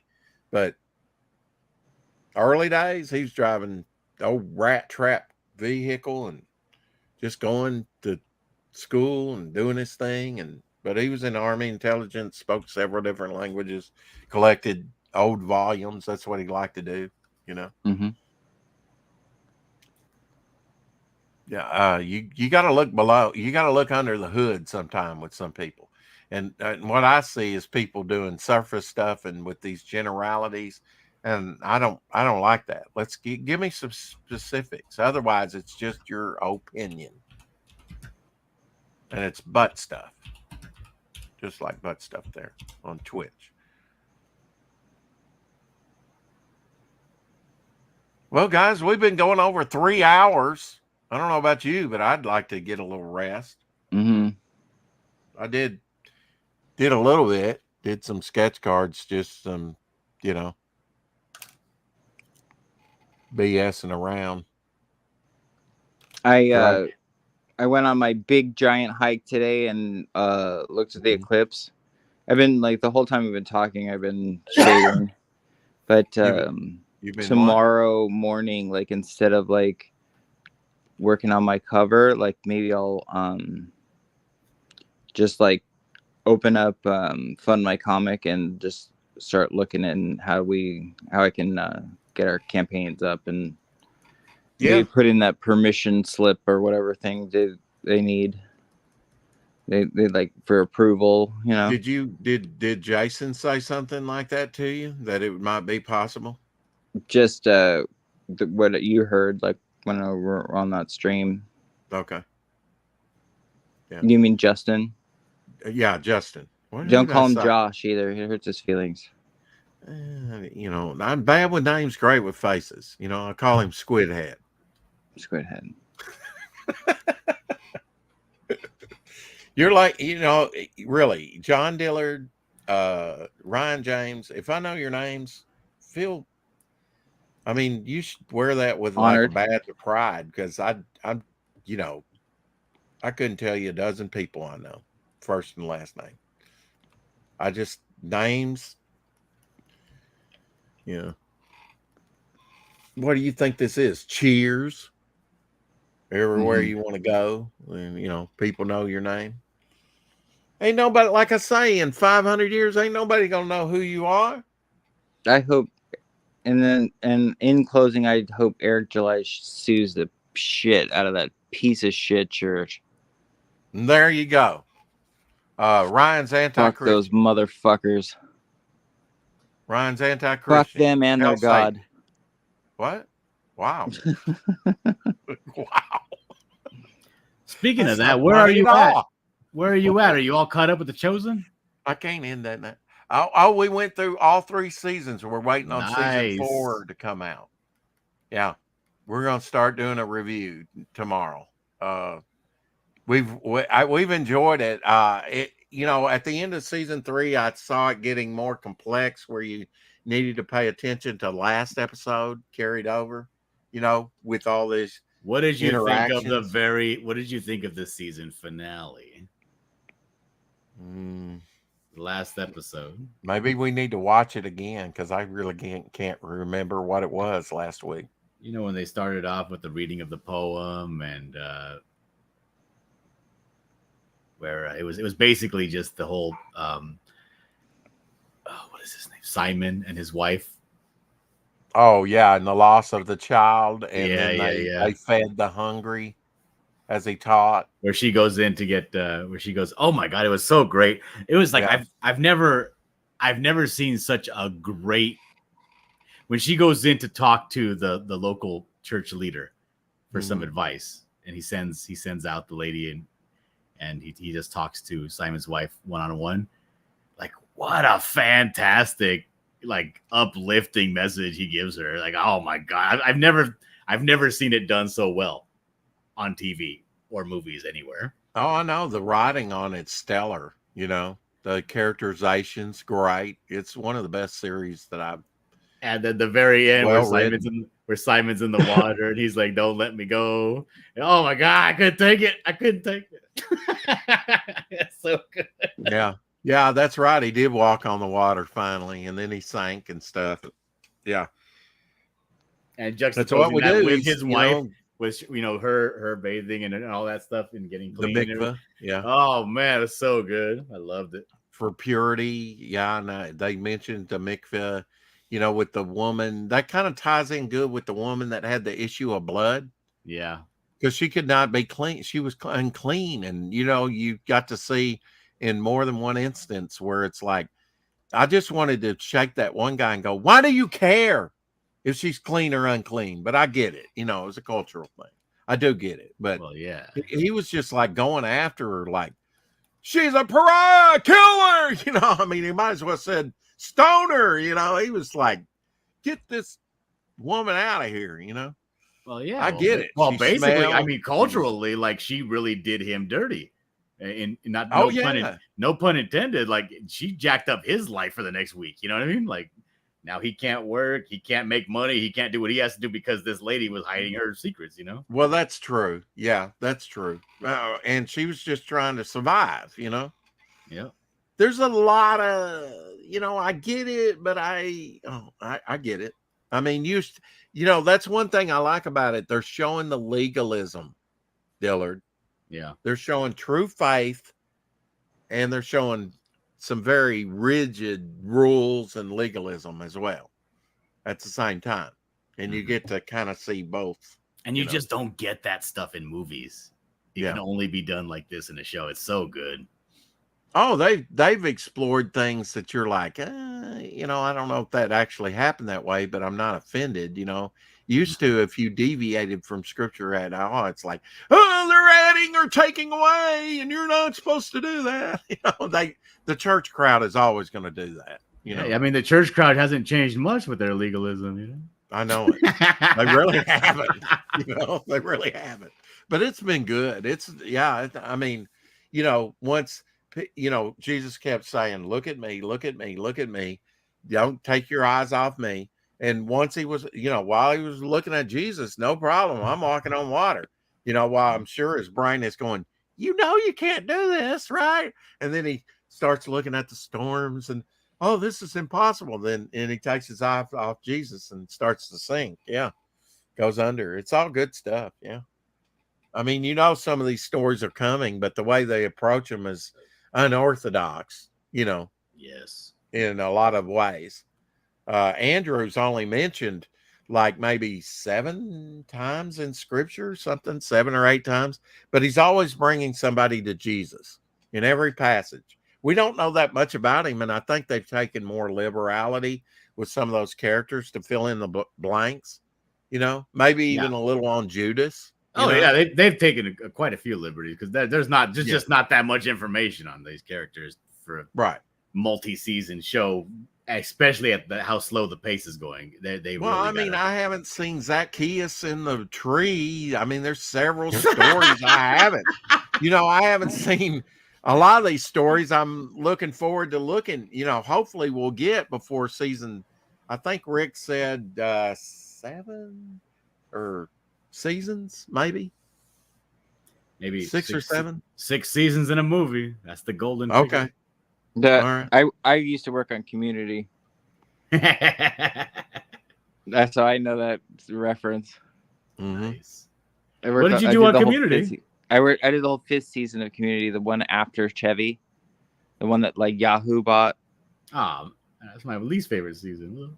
That was the gravy season. You would say that. Like that was all the Yahoo money.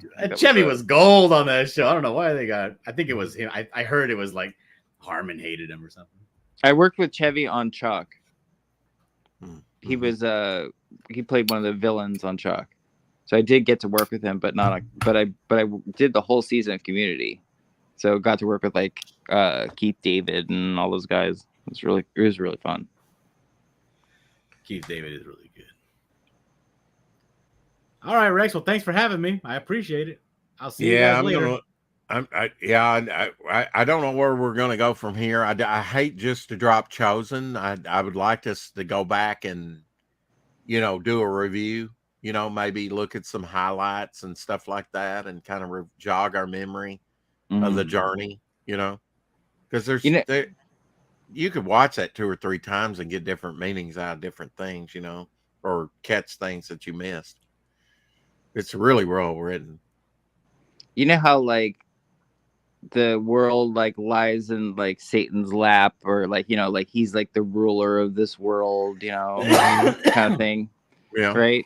And like, and then so I was listening to this one podcast, and it was like a really good question. It was like, so why does Satan let us read the Bible?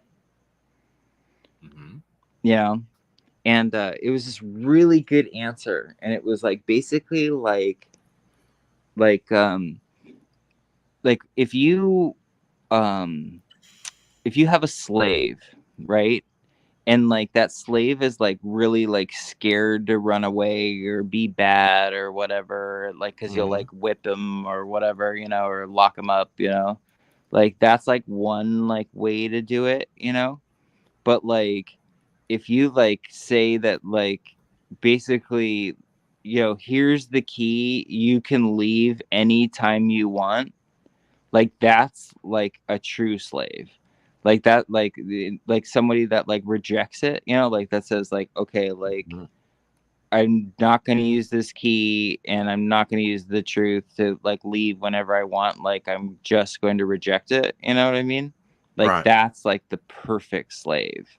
Like that's the one that like will never leave you, like that you don't have to worry about, like that like you don't have to exercise like any sort of like control over, you know what I mean? Like they're like you control them by just giving them the truth.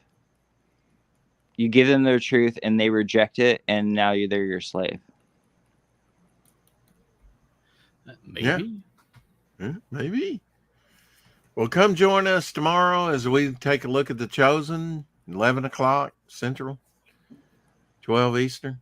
You know, if you're so inclined and you're home from church or whatever, services. And then again for the 4 o'clock shadow every day at 4 Central. It's going to be fun. I can't wait to review and go back and look at some of these things. You know, maybe binge watch it. Mm-hmm. It's been a good series. Thanks for recommending it, Dillard. You know, Yep.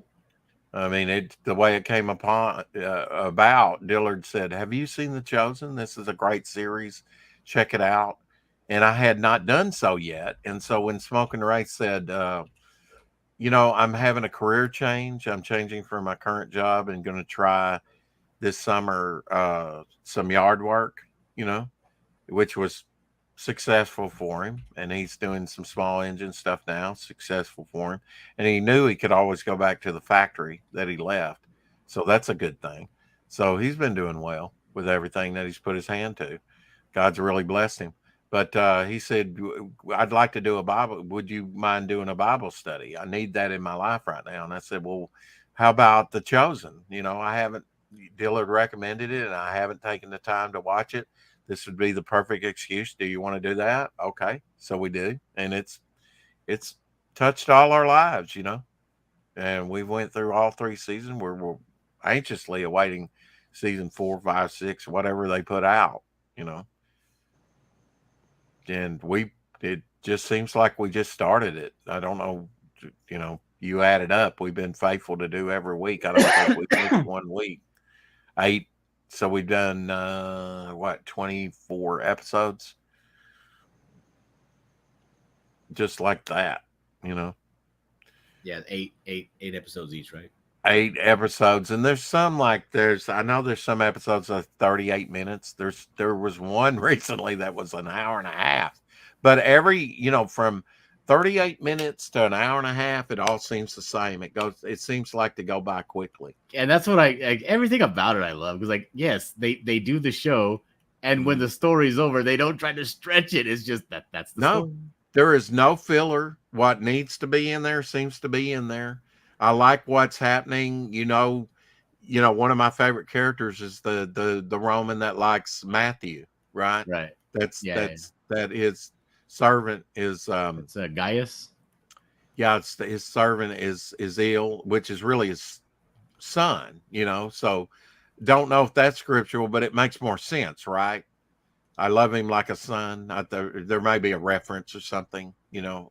He wouldn't want a illegitimate son. He couldn't come out publicly with it, but you know, I love how that's going, you know, with that character. It's good to see a little bit of compassion on the Roman side. You know? Yeah. And that he's not no dummy. I mean, you know, they take the time to say my father, and he can do all these knots with the rope, and he's taking the time to give Simon advice.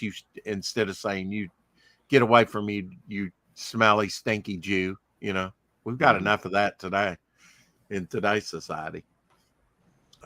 That's, you know, the Jewish people have had that for thousands of years, you know. But nothing's changed. All right. Well, I'll see you later, man. Peace. Looking forward to that. Thanks for Good coming night, on, Dillard. Dillard. Thank you, Ryan. Yeah, right. Enjoyed it. Take care. Bye, guys. Bow for now. Keep collecting.